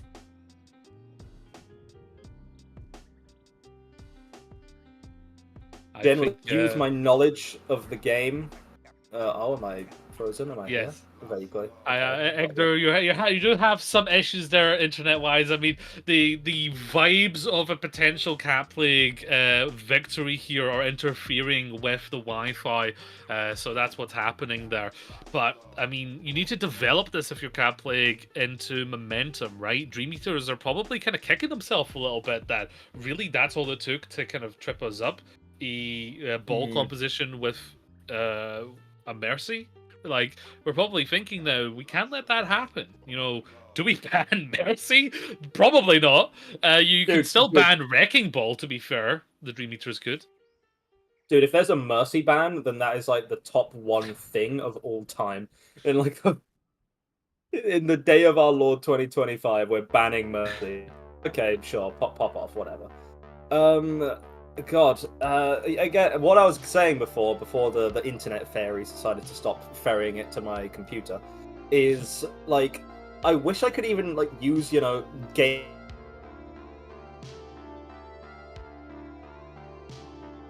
illogical like that, and I think I've gone again. Okay. Yes. As soon as Okay, you I'm said not it, just gone. I've like vanished. You're not even there anymore. Like I'm looking at just Ilios. Like you. Perhaps Mr. we will Geo, find I you don't- another time. Mr. Geo, I don't feel so good. Wait, if that makes me Okay. Iron Man, then I don't like what that's going to do to me in the future. I'll snap my fingers and then I disappear as well. Don't worry, that'll be the end game of this matchup. Maybe Caplake have found an Infinity Stone or two. Perhaps that's what it's taken to defeat Dream Eaters, because right now the ones that are having a little munch on people's dreams are Caplake, because it's not like we haven't seen them take a map from them before. We've talked about that regular season match that was 3-2, right? But the thought is, like, if that was a best of 7, would Caplake have won another map? Would it have been 3-3? Would Caplake have won? Because this is the first time they faced in a best of 7 scenario, so maybe Caplake have more energy in terms of the long game. I mean, I'm kind of clutching at straws here, but I mean, Dream Eaters, they're surely not going to let that loss of a map do too much. Every time I speak, it happens. I'm gone. I'm gone again. Like this. That's insane. I just keep vanishing. Ah, before I- okay. Interesting. Yeah. We're Well, being brought this- by Dream Eaters to New Junk City, one of the only maps that they've been beaten on by Caplake. So maybe they've reviewed it and now they have a plan. I don't know what to say other than I can maybe only assume that both of these teams are now eating crayons, but like they're like secretly developing their brains into something spectacular. Because, you know, Cat Plague didn't pick Runasapi, the map they won on. They went to East Granta instead, and then they win that by playing Mercy. And then Dream Eaters, one of the only maps they've lost to Cat Plague on, is New Junk City. And they're like, okay, we're going to go to New Junk City now. Like, what is the gambit here? Is this the Are we playing checkers? Are we just stupid? I mean, I'm playing Monopoly personally, and I'm stealing the properties from the people next to me, hoping they don't realize. But yeah, perhaps they are playing something more sophisticated. Right. Okay. I'm not going to move in, and I'm not going to move in near you, Gio, at any point in time soon. I'm not actually stealing a whole property. Like, if you move the next one, we're going to steal your house and hope you don't realize. It's like, something feels You wrong. you just put standing it inside. I look around like, something's off here, guys. I've got a bad feeling about this.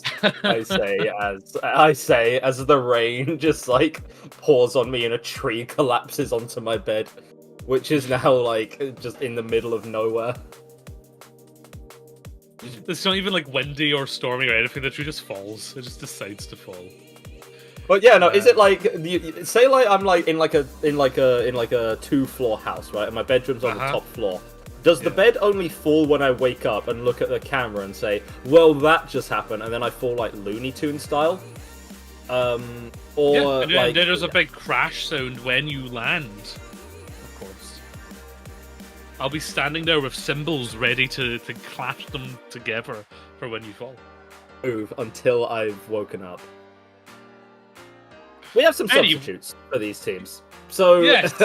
quite a few as well. For Dream Eaters specifically, we're going to get a Lucio, because Brick Sucks has come in.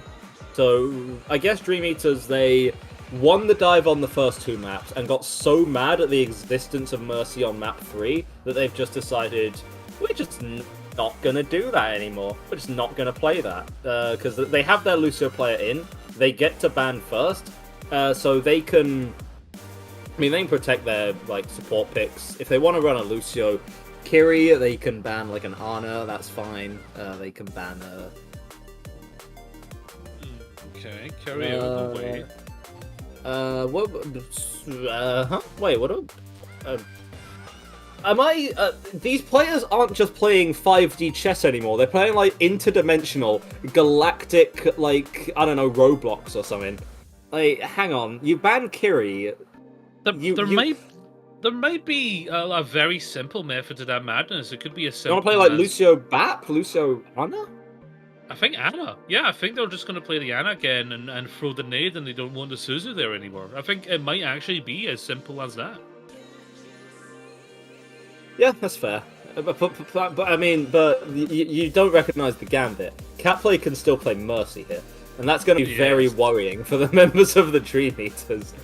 Catplay banned Genji. That makes sense because that's definitely a hero within the wheelhouse of the Dream Eaters.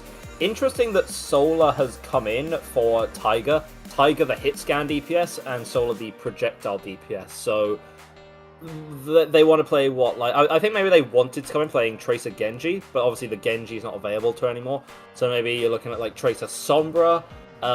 You could force Solar out their comfort zone or Quail out their comfort zone, force them onto playing the hit scan instead, like the hard hit scan, like Cass or Ashe or Soj or something. These bans are just getting like more and more peculiar as time goes on, where we're seeing like map picks from a team and then them banning like a character which is really good on that map, just for love of the game, I suppose. And yeah, there was those substitutions you mentioned, visualized. Brigade sucks, like you mentioned, more of a Lucio player. Solar coming in.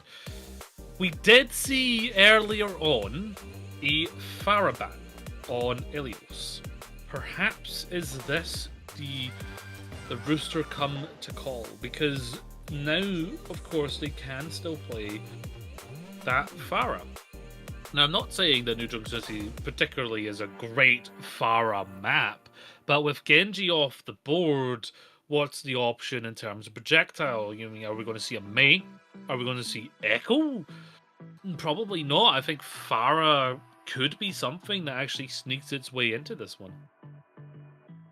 Pharah on New Junk City doesn't work spectacularly, though. It's not unplayable inherently, but it does. I mean, I wouldn't have said Mercy was an Esperanza pick either, but I guess when you get into the weeds of the grand finals of a Masters tier, truly, I mean, you can't go ahead and be surprised with something unexpected. I'm going to brighten my room up like we're brightening this matchup.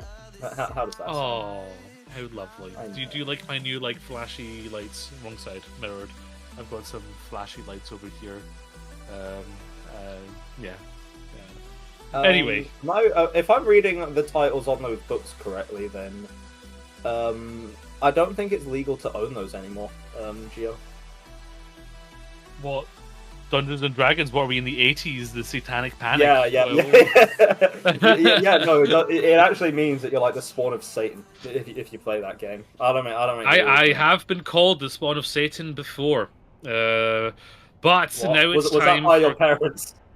Yeah, that's my actual legal name. My full legal name. Gio rolled a bit better off the tongue. But it is Cat Plague that have usually found themselves in hell, but can they continue to roll well and climb out of it against their opponent that has always beaten them? Can we see them equalize it on New Junk City, one of the only maps that they actually have beaten Dream Eaters on? Let's see how they did it. Let's see if they bring out that same strategy. You know, I didn't think about the Lucio Moira. And that feels like something that kind of went over my head, but yeah, Moira is probably not the go-to bit, but eminently playable in these comps. The main difference here is they're both Brawl, they both have AoE healing, it's just that Dream Eaters want to play exceptionally aggressively. VA Catblades want to play like a standard amount of aggressively. Burrowing in, getting the uppies, takes out Spazzy immediately. Venture's just really good at getting that burrow in, just displacing someone, because you basically lift them up into the air. It's a bit of CC, and it's great, easy follow-up, especially for a brawl-centric team, and the fists are a-flying here from Dino. It's also just a pressure thing. Like, the burrow does a deceptive amount of damage. Most people don't feel it, because they're kind of on the outskirts of it when it happens, but you know, you're like in the center of that, you're taking like a good, I want to say 90, 100 damage or so.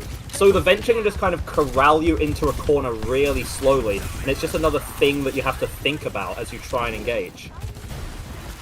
Burrowing going in. Kwayo's going to have to back up momentarily. Didn't get too much there. Nice rotate here, swinging around the side. That barrier is going to make it difficult to get some healing onto Dino, but again, they rotate. Big wall there. Oh, but the double elimination there from Kwai, who burrows in and just drives that drill up their spine. This pick has worked wonders so far. Quayo's had enough of chasing, is going to be sticking to drilling instead. Love that for the fella. And also love it for the Dream Eater's ult economy, because they have everything to work with and the kitchen sink as well. VA Catplay, they recognize that they can't actually take a clean fight here, so they're just going to wait for the next point to open up. And what is the next point that we are going to? Because both these teams are now going to make a bit of a mad dash over there. Seems like VA Cat Plague will have the slight advantage, but actually both these teams are going to meet each other relatively evenly on this high ground. Nice lead from Mejdaal to get a better position. Takes Pizza Bagel immediately out of the fight, and with the Coalescence up, that was a great choice. Solar does fall to Spazzy right now as they are basically ignoring Mejdaal and just going for the brawl fight in the meantime. Spazzy falls. And now it's a bit of an awkward position. Of course, Venture could at any point burrow across, but they have to back up. Ryu does have the Tectonic Shock also available to them as the beat comes in. Kyrios is going to go down before being able to retaliate with their own beat. And now that burrow right onto the tank of Inferno, and they will clear it all up.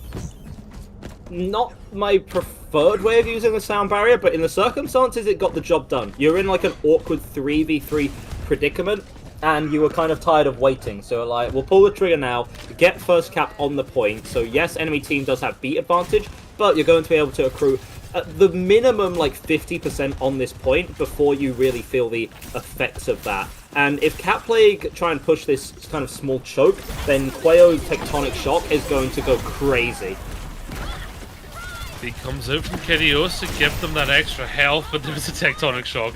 Mejdaal just in danger of rocks falling. Kwayu burrowing in, hunting down the Lucio.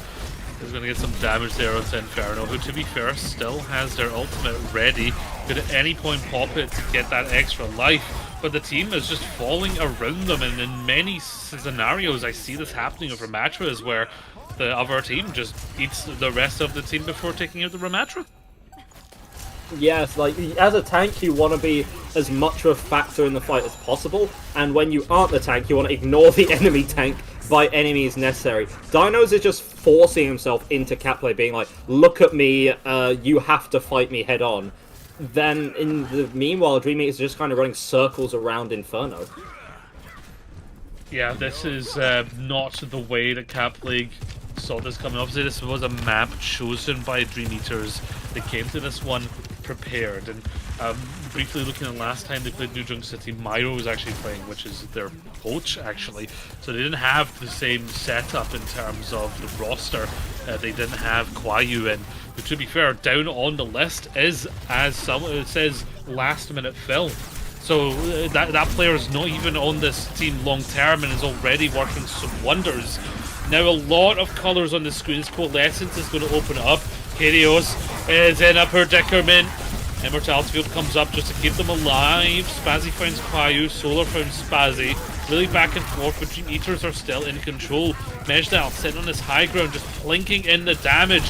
Surely we see someone get a follow-up. They've ran out of slide charges, in a bit of danger, right in the face of Dino, but finally we see some percentage on the board for Cap League. Hey. And in theory, that should be ticking up more and more. They have both of the support ultimates compared to just the one from Dream Eaters. Dream Eaters were able to cap the point initially early on, so they were able to get a little bit of extra percentage. So it wasn't totally without merit for them as they're going to position themselves back on the point here.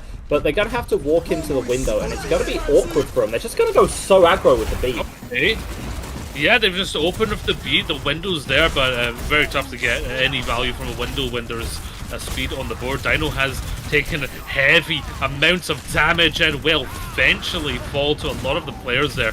Pizza Bagel actually finds Inferno, but from the grave, Inferno takes out Brigade 6. And they have just about held in there. It wasn't clean, but they were able to do so. Now it's Dream Eater's turn, just kind of sit awkwardly in the spawn room and help the next point here. long-term investment. They're trying to make passive income. You know, they only use the sound barrier to come in. They're able to force the window and the sound barrier from VA Cat Plague. So they're working themselves up back to the Tectonic Shock. Moira's ultimate, of course, Coalescence, going to be very fast charging even at the worst of times. So those should be some things that Dream Eaters will have on the table. Yeah, that's a diabolical crosshair, mate. Just sort it out. Okay. They can't see, no wonder. Well, the High Noon here is going to open things up. He's going to create some space. The wall, very quickly just pops up. Oh, that Solar was very close to getting popped there by that Deadeye.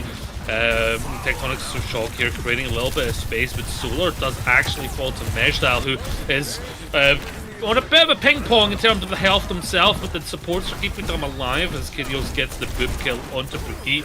Inferno finds Kwayu, and I mean 25% on the board for Dream Eater is not awful, right? Good to see you. Not awful, but not great either. VA Cat Plague are going to be able to take some good positioning coming up to this fight. They're going to have their own window once more, and when you have control of the point, I mean, just kind of inherently, but like it's going to be better for you. You can set it up on a high ground angle where the enemy team are forced to push into, and it's going to be tricky. However, there's a brief window of time where it's not actually there. Dream Eaters are just running for it. Why the hell not?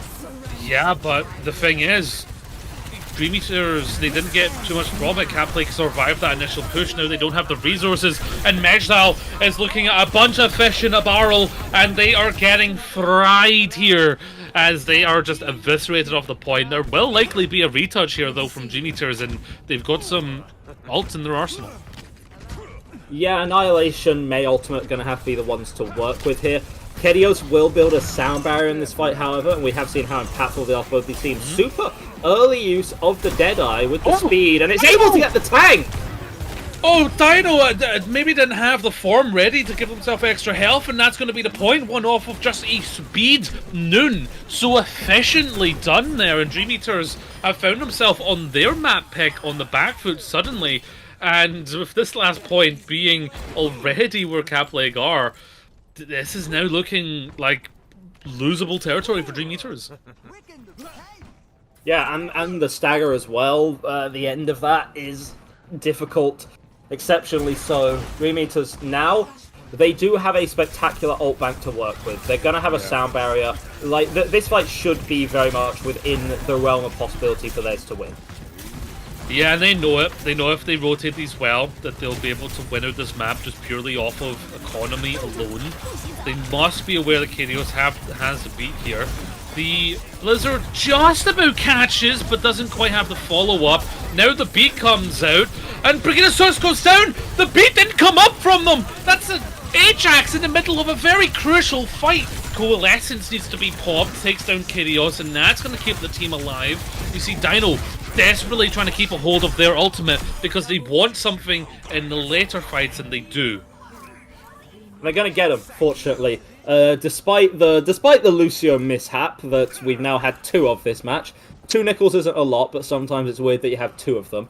It's a Tectonic Shock and an Annihilation, and you can see the way that Dream Eaters are set up. They just want to go like super early, and I think they're just going to collapse the moment Cat Plague, poke their heads no!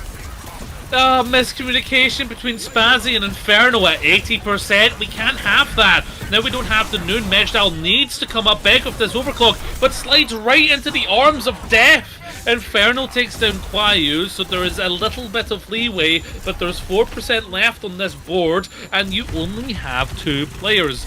And right now, we need to see Kyrios stay alive, we need to see Inferno stay alive. Kyrios on a sliver of HP is going to get punched out. Retux does get caught by the High Noon, by the returning Spazzy. What? But yeah, they just walk forward and get taken out for it, walking right into, again, the arms of death. And the Deathbringer's Dino right now. Kwayu will fall to Inferno, who's doing a lot of work for their team right now. Mejdal, though, can't quite handle the fact Solars went onto the Tracer and is tearing it up. And that overtime ticker is threatening to fizzle out. And, it was down to alt banks. It was down to a very, very slight moment of miscommunication entering that choke from Cat Plague, and that's going to sting a little, I think. It's because they were definitely planning on a high noon entry there. Solar just killed everything.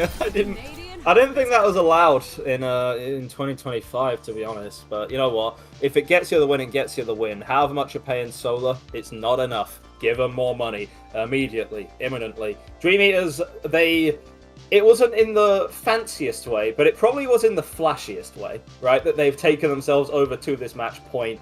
Phenomenal work from them. Cat Plague, oh, they're still in this one. But I know the scoreline. I know it's a 3-1. Yeah. I know Dream Eaters on match point, but like, Cat Plague are not out of this. They are fighting till the bitter end. They have fought well. They have made this a contest, and there was a moment there where we were all under the belief that they were going to reverse sweep that map and make it equal at 2-2 in the series. But yeah, I think ultimately having the ult bank in their favor in the last fight, Dream Eaters were able to just leverage that enough to get that win on the point. Perfect positioning at the choke to force the issue as well. Dream Eaters, they seem to have kind of brought themselves back onto form. They are just one map win away from cementing themselves the undefeated champions of the EU Masters tier. Can they secure it, or does Cat Plague have just a little bit more fight left? Find out after this short break.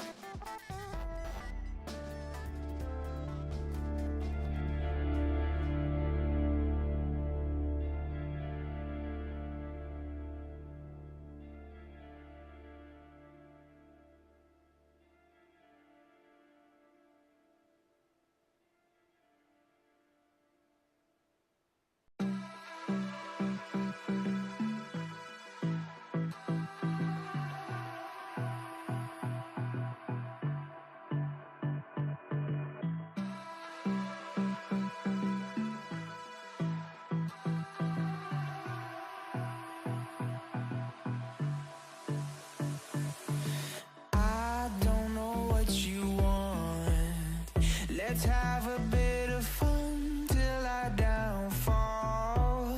My love, if you feel like I do right now, don't say you're on the run to the other side, my love.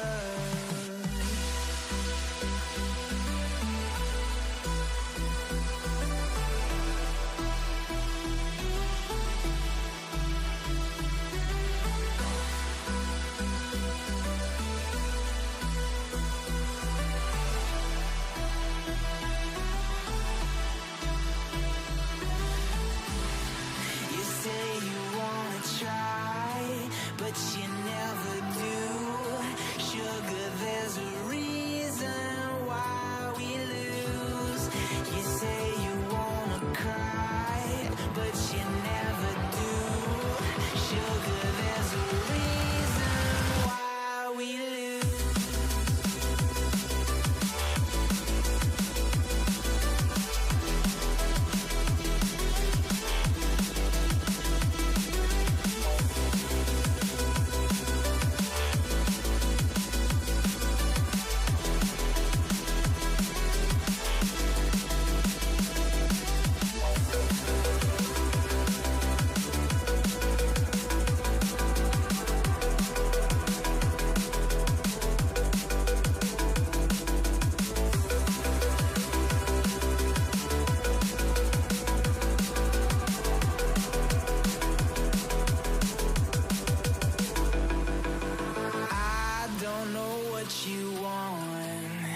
Let's have a bit of fun till I downfall.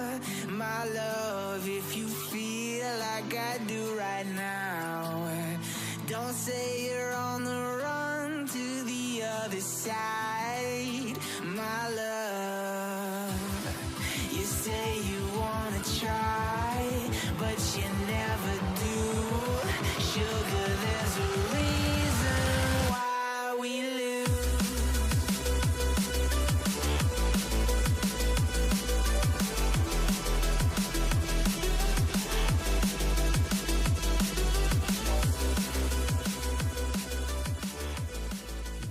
undefeated team is about to prove their mettle. With a run that is generational, they're just one map away from their legacy being cemented in the history book of champions of CGL. Many said champions have had incredible runs, but to say that you're an undefeated champion, now that's another level.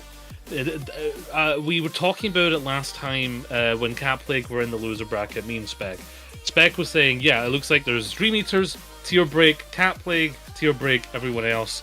And right now, I mean, that perfectly encapsulates what we're seeing, because Cap League, they're really playing well, but Dream Eaters, they're just better. Yeah, no, that's a very intellectual way of looking at it. Sometimes you are just better than your opponent, and it is simple as that. Better in what way? Good question. Do you hit more shots? Do you position better? Is your internet slightly better? Do you have a higher refresh rate monitor? Do you have a better gaming chair? But Are you whatever more those handsome? factors are, I think in Everything your counts. case, the answer is always yes. When it's you, we're talking. Oh, I'll PayPal you after. Thank you, thank you. We have a map! You can see the map behind us. It's a map that gets played quite often. And I think it's probably the best way to close out a grand finals for two European powerhouses such as this. It's Kings Row. We love a bit of Kings. Yeah, Kings Road taking us to London, and the streets that we're all familiar with one of the boomer maps of this game. It's etched into the blood of every. I was completely thrown off by whatever just happened there. That I did not expect you to transform. I've seen you disappear this broadcast. I was not expecting the full transformation to whatever that was. Now I'm back, and now I've transformed back. You never Wow. know. That's the crazy thing here at CGL. I'm sure I was saying something, but it's completely left my mind. Nonetheless, Cap League are the ones that have taken us here. And obviously King's Row, very much a singular lane, very difficult to play much else than, a brawl or a poke. Playing dive, you're basically playing at a major disadvantage. The last time these teams met in the regular season, King's Row did seem like it was fairly close, but at the end of the day, it was Dream Eaters who won, and it was 3-2 on King's Row. So, again, historically speaking, this is a map that we've already seen Dream Eaters beat Cap League on, but perhaps it's just something that they've VOD reviewed. They've looked at that map, they found out something, and maybe Cap League just have a plan up their sleeve, and is the plan Mercy again? It has to be. Like, why would it not be? Just play Mercy and win, lol. Actually, I am thinking, what is their plan? I mean, we're on Kings. The brawl went okay for them. I think like that they don't feel bad about the mirror. It's not a case of like, okay, well, we just obviously lose in this kind of mirror. No, they did well. I think they can opt into the brawl just fine here. Maybe I mean, Venture caused them a lot of problems on the last map, and Venture is eminently playable given how enclosed Kings Row is, at least for points 1 and 2. Point 3, they're a bit bleh.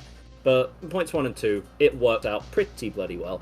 So Venture ban, I would expect to see first from Cat Plague. What would you look at that? Well, I mean, it makes sense. It makes the most sense. If we want to play Brawl, but don't want them to be able to do what they did to us, then Venture was a pick that is not regular, so you're not going to be scrimming against lots of Ventures, especially in Masters. So, get something that's an unknown entity out of the way and force them into maybe a traditional setup, potentially. I mean, I imagine they'd love if they met them on the Cass May, for example.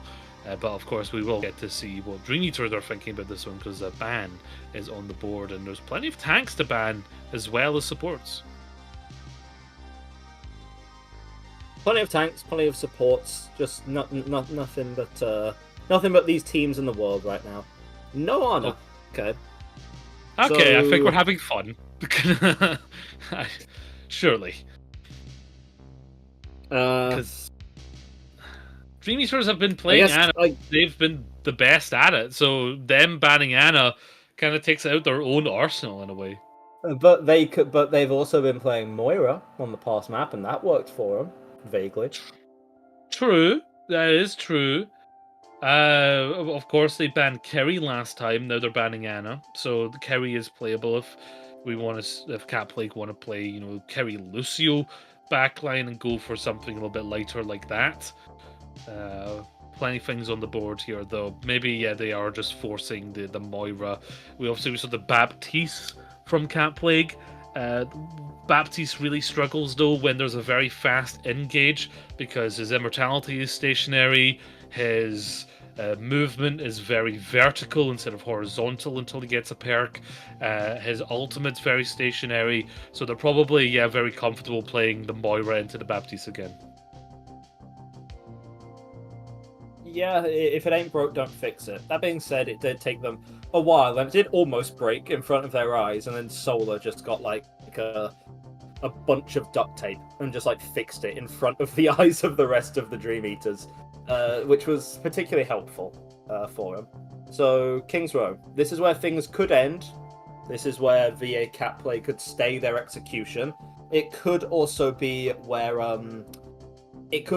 they start their kind of grand comeback as well. I think they've got it in them. I really think they do. Maybe they just play more Mercy and win. Yeah, perhaps that's the answer. Especially on defense, I would say you can play the Mercy. It's just difficult if you want to play with a Casp where you position the Casp on high ground where he's further away and might not do as much damage in the poke. Or do we position our Mercy on low ground where Mercy is much more vulnerable to literally anything that walks onto her? Those are the questions, but the main situation is this. Cat Plague cannot make any more mistakes. They need to be playing at their peak. They cannot let things slip. They can't let miscommunications at chokes happen again. They need to be the best possible Cat Plague because they are against match point. They need to now win 3 maps in a row if they want to call themselves the grand finalists and also the only team to have beaten the Dream Eaters.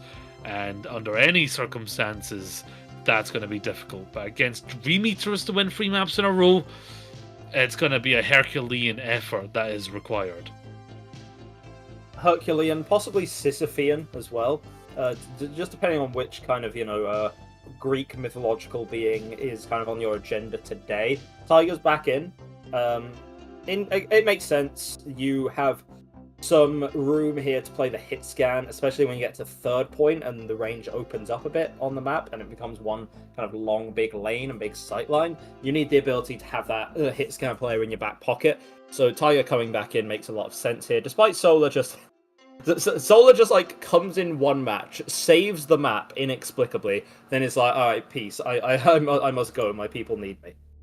Yeah, Nevada playing up in the rafters, the red lights, the cape blowing in the wind. But their savior is gone, and now it's to King's Row. But let's have a little talk. Cat Plague, they're a team that was basically put together right before the CGL season. They were very recently put together, only for a few months. They talked to me and they said, I believe it was Kedios, basically their idea going into CGL was they wanted to play and improve. Like, they were playing to improve.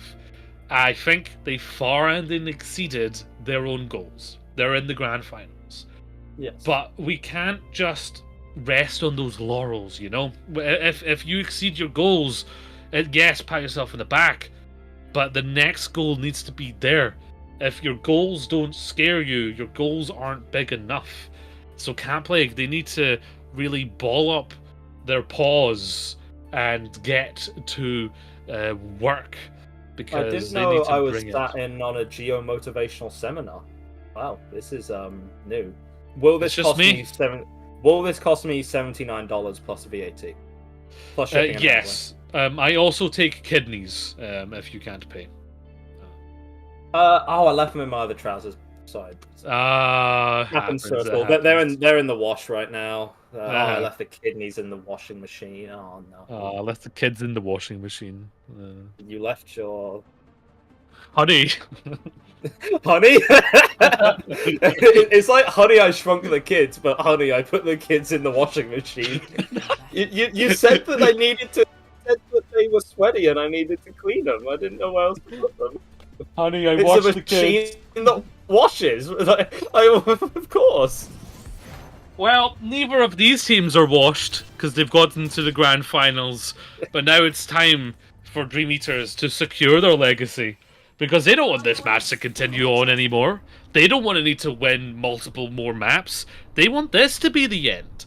They want this to be their crowning moment, becoming grand finalists. Caplake, though, they still stand in their way as the rally cry from Dream Eaters is exclamation marked into the chat. Yo, they say in unison, together, because that's exactly how you want to play as this team. Together and in unison. Relatively similar comps here.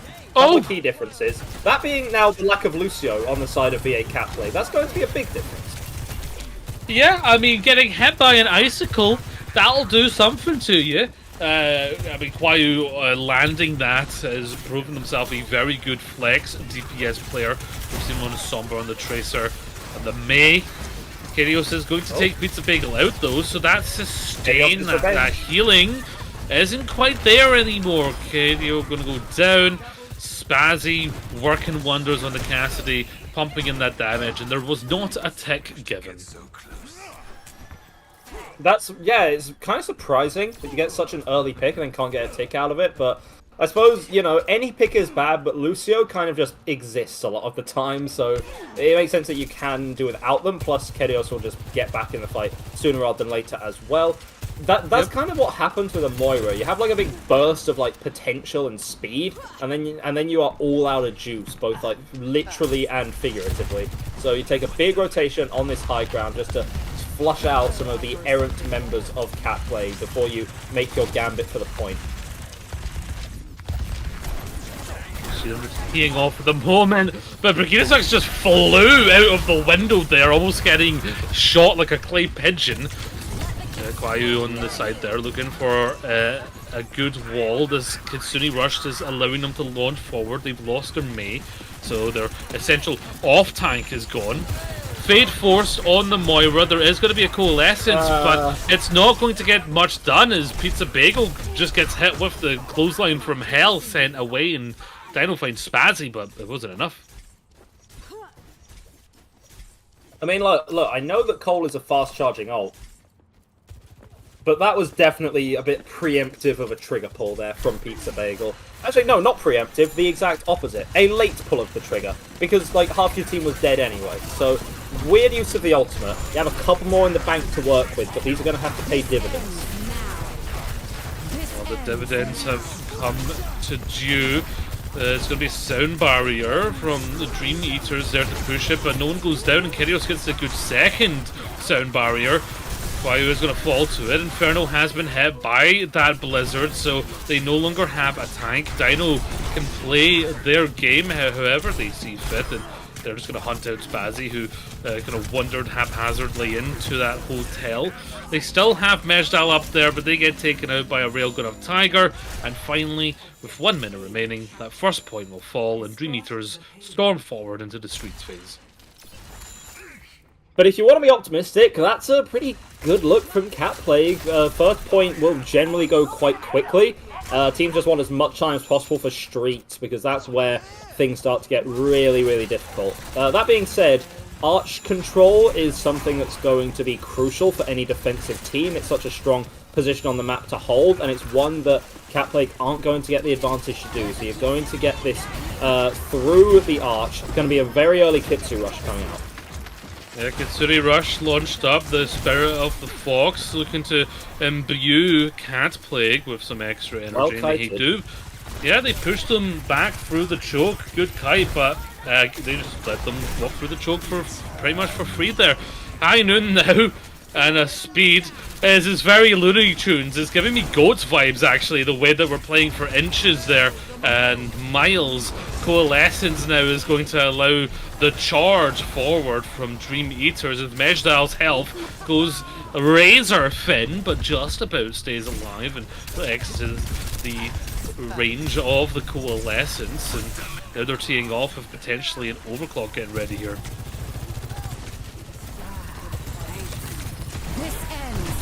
There's the overclock there. Spazzy takes Brigitte, sucks out. No Lucio, no speed.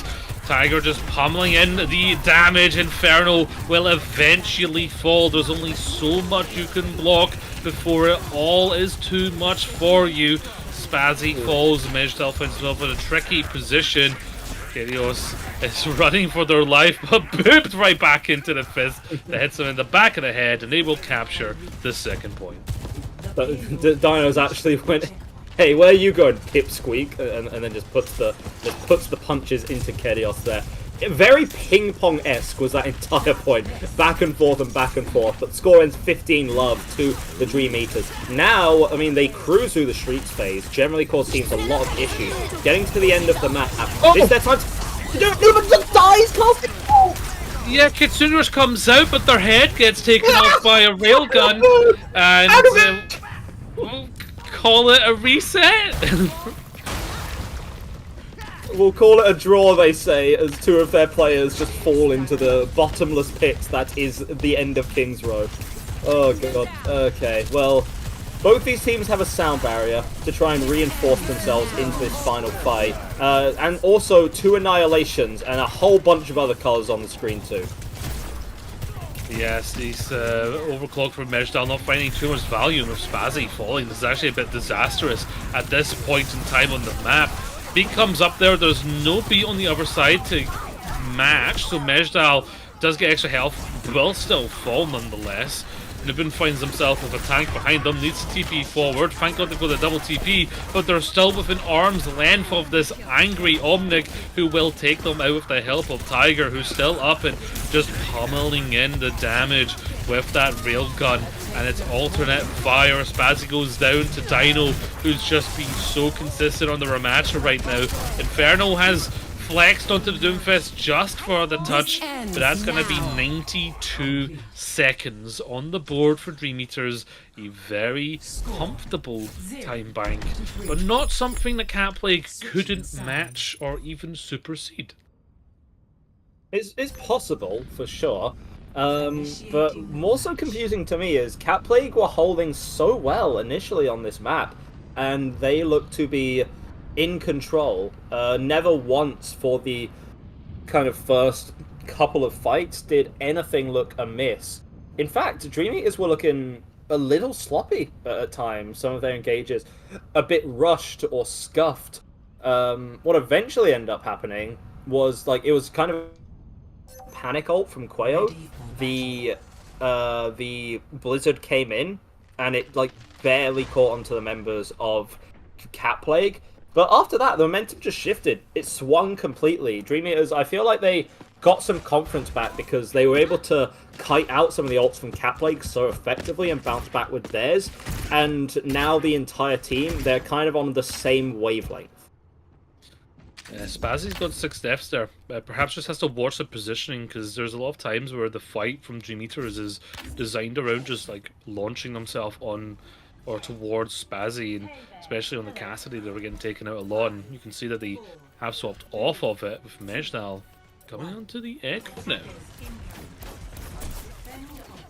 Okay, well, I think that the Echo will struggle into Tiger, not because of the kind of regular primary fire shots, but because you can build a rail easily, and then Mejdal's kind of a sitting duck of a target to take out. So we're going to see how well this works.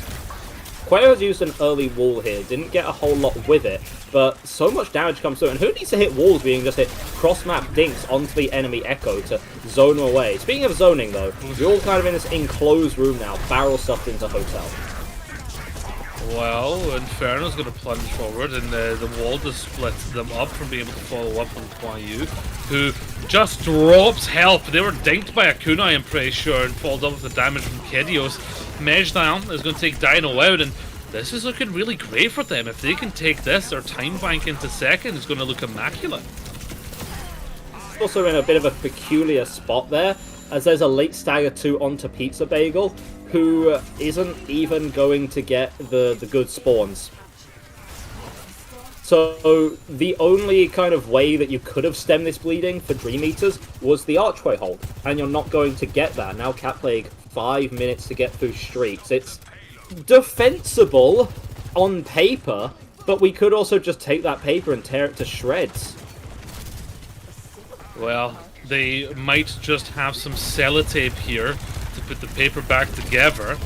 Mejdown continues just to plink in that damage from afar as the Echo has shields now, so can take up a little bit of damage on their own. Dino can't quite handle the amount of damage that came out, and they went below 50%, so that beam was just going to melt them. They got microwaved, and if Pizza Bagel gets taken out again here, which they definitely are, then that's another huge stagger. Yeah, this is horrific right now. You can see the momentum in Cat Plague's favor so much. They won the first fight in dominant fashion, got an early Kitsune Rush, were able to use it before Dream Eaters had anything. And I'm no mathematician, but 1 ult is a bigger number than 0 ults. So you take that and you take that all the way to the bank for Cat Plague. Dream Eaters will get their Moira back, so they do have a read to contest. Thinking Pizza Pickle there, but Dino is going to fall. That Coalescence is a lot of sustain and damage also. Sucks is going to fall, qualifying Infernal, so this Spazzy can pop off here, which it's hard when your head gets popped off by an icicle. And finally, it looks like Dream Eaters will be able to get a defensive win and be able to set up on their own terms. Yeah, finally. They get to halt Cat Plague, and honestly, looking at it, they should be holding on for a little bit longer. Mejal doesn't quite like the Echo anymore. Wants a more consistent kind of Pharah poke instead. And this, the Soj is not as good as dealing with, right? The Pharah not as, oddly enough, a little bit better into the Sojourn than the Echo. You're just going to try and do some overwhelming damage, take advantage of the fact that there's, you know, things like a Moira, or a Ram, or a Mei that can't really deal with you. That's a lot of damage going to Inferno already, and with the ultimate used there, a beat maybe came out when they weren't expecting it. The rest of the team didn't look ready to follow up on it, and Inferno will fall, so will Spazzy. Perhaps a miscommunication on what they wanted to do with that fight, as they are just harangued back to their spawn. From what I can gather, what happened there is, you know, the aggression came through from Dinos with the Annihilation. Kedios then matched it with the sound barrier, but Brigsucks had their own sound barrier to work with as well. So it was just kind of a 2-for-1 exchange, and Dream Eaters were able to get the better out of it. Early Kitsu Rush, surely this is just matched by a cold, or even the overclock. Kitsune Rush is giving so much to Spazzy here in terms of value, but the overclock is going to take Mejdow out of the air. You see them just immediately backing up because they probably knew that that barrage was a main part of their fight plan, and they're not going to have it. But now you're looking at Dream Eaters, and they are kind of scraping the bottom of their barrel for anything to work with. It is one Blizzard. It's good at zoning. Is it going to catch anyone? Not quite. So many members of Cat Plague have mobility. It's only really the tank that's going to get locked down by this. So let's just make Inferno's life a living hell. Cooked there by Barrage. Mejdow does go down for it. Tiger is just popping off. You know, one ultimate or not. And Spazzy has yet to utilize their own overclock here because, well, they were out of the fight already. And with 1 minute 20 seconds remaining, this is not a good cycle that Cat Plague have gotten into. Overclock Annihilation, name of the game for Cat Plague here. I don't see a window in which they aren't able to, at the very least, cap second. That being said, a lot of the windows on this map are completely empty, so maybe that is not worth a whole lot. Chance here that Brigsucks can charge up to a sound barrier, but you're about 10% away from it. they've used this overclock super early with no angle, and Spazzy's got nothing with it and has just walked on to an off angle during the fight. Very risky, doesn't quite get the disruptor orb off. Meanwhile, Brigitte Sauce is going to get the beat, and Inferno again left out to dry and will just fall. This is just repeats of the same issues happening over and over again, where their engages are just maybe not thought out enough. And you can see it's now real desperation time because Inferno's on Doomfist. And via Cat Plague, they're making wholesale changes because they know they have to touch. They know this next fight's going to be scrappy. But think about it. Look at Dream Eaters now. You weren't able to strike while the iron was hot. And now that iron has just gotten hotter and hotter and hotter. And there's so many ults that Dream Eaters have to work with. 5 seconds to turn it around. If you lose this fight, you've lost the grand finals. Dream Eaters, they can feel it within their grasp. They don't want to let it go. Tiger has pulled the trigger on their ultimate, and they're just beaming in the damage as Inferno is taken out. The flames have dimmed. Tiger standing proudly on the point as Dream Eaters are about to secure themselves a very strong legacy in CGL, because everyone bear witness to not only your new grand champions, but your undefeated grand champions of the EU Masters tier. Dream Eaters have consumed the competition and built a dream for themselves. There's dominance, and then there is annihilation. And Dream Eaters have looked at the competition, they've laughed, and they have just put them all in the ground. That's dominance for you. I have no doubt this team is going to be back next season, that they're going to continue to make this much of an impact. VA Cat Plague, you did put up a good fight. We're not going to pretend that you didn't, but Dream Eaters just kind of outmatching, Cat Plague members. Should have played more Mercy.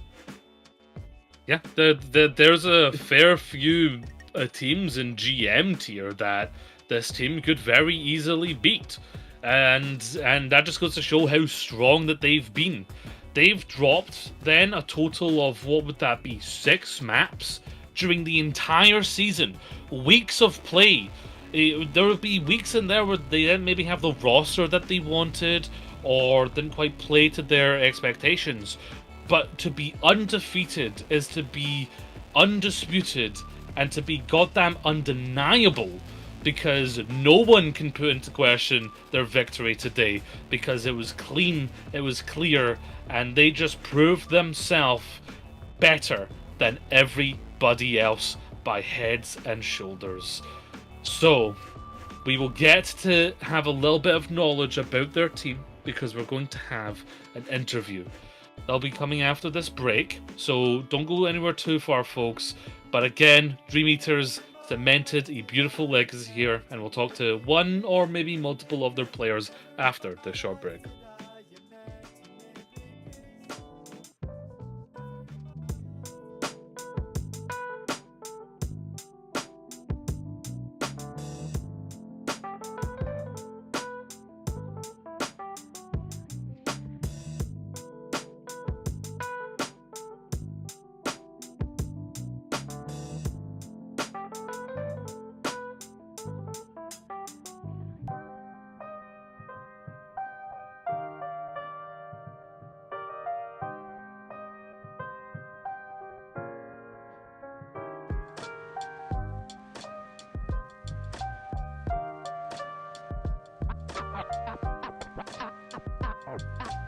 I'm not crazy, Malin. I'm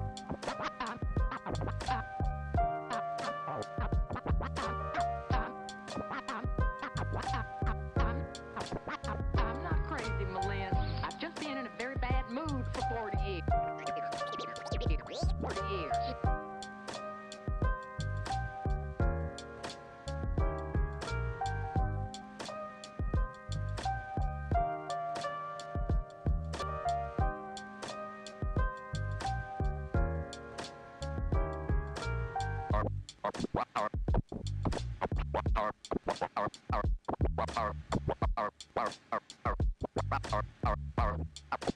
Carpe diem.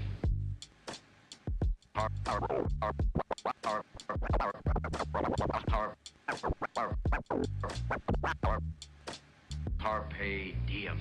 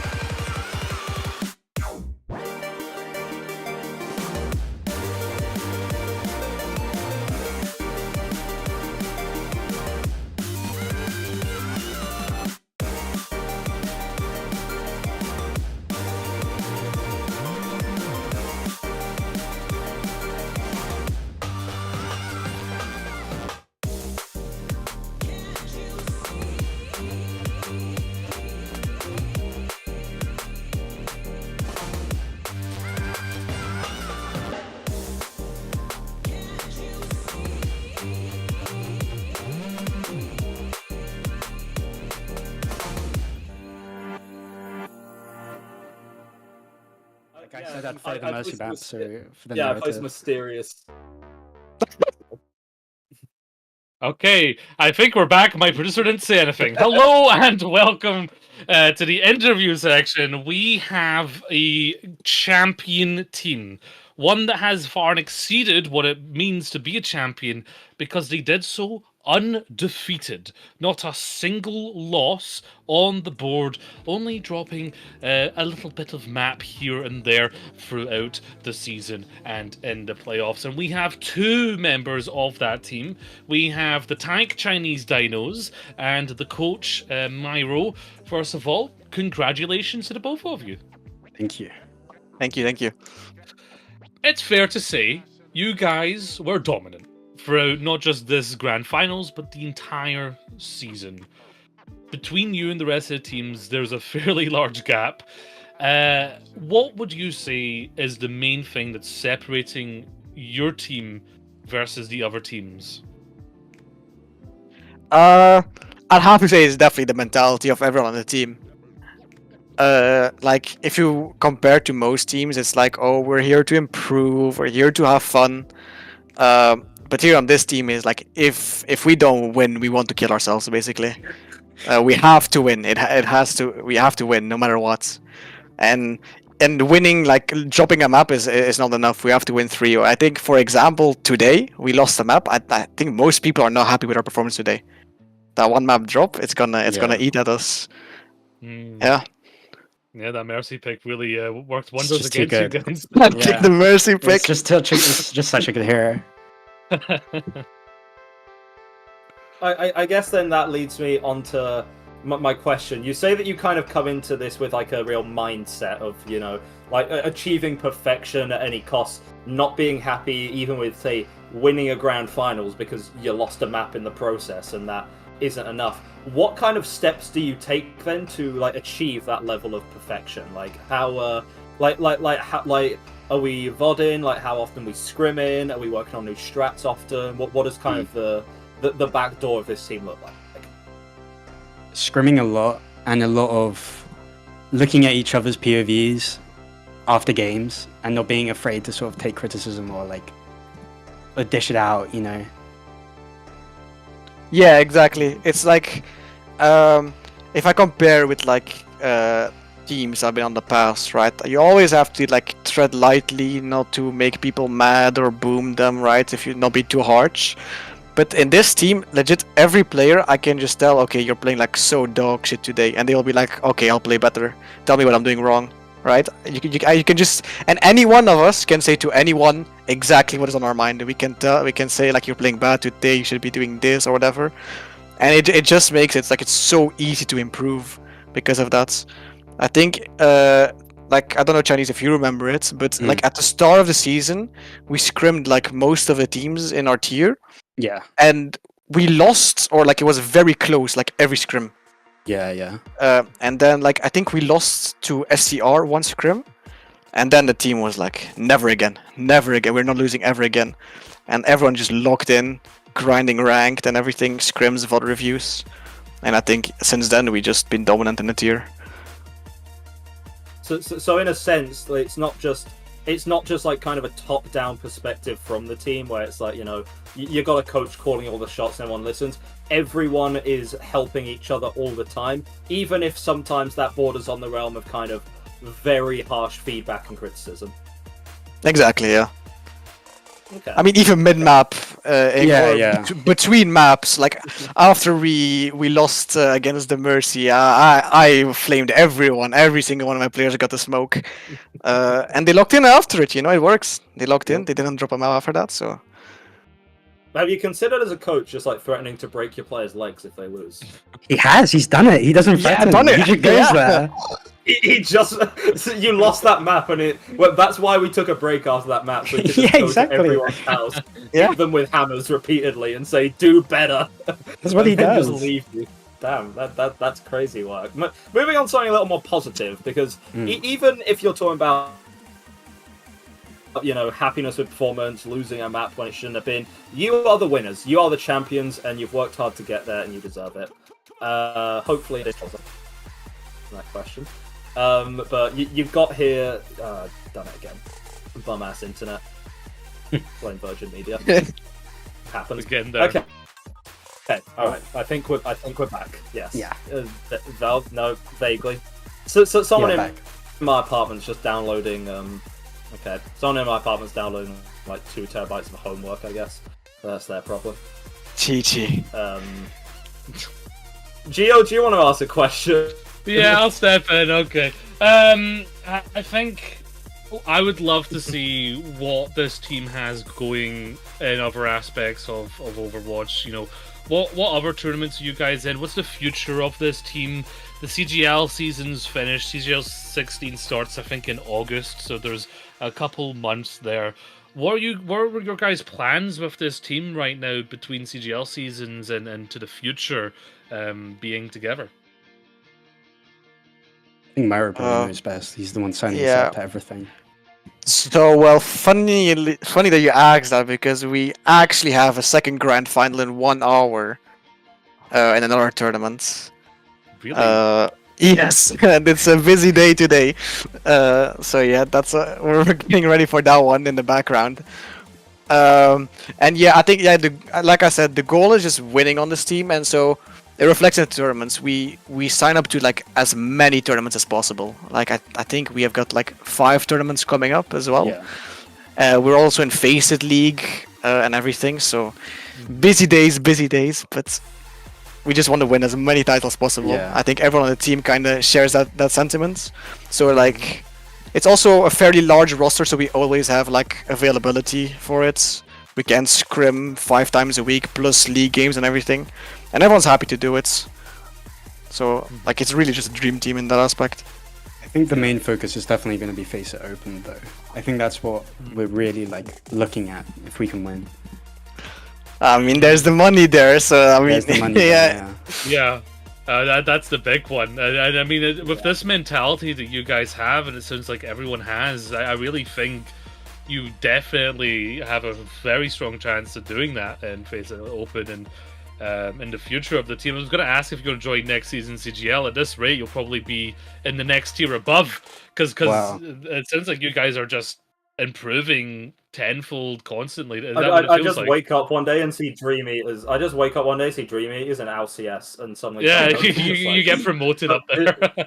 Well, just My wait a Dinos couple is seasons. all We'll be there. different. We'll shout you out on the main broadcast. You know, our roots are in Dinos- CGL.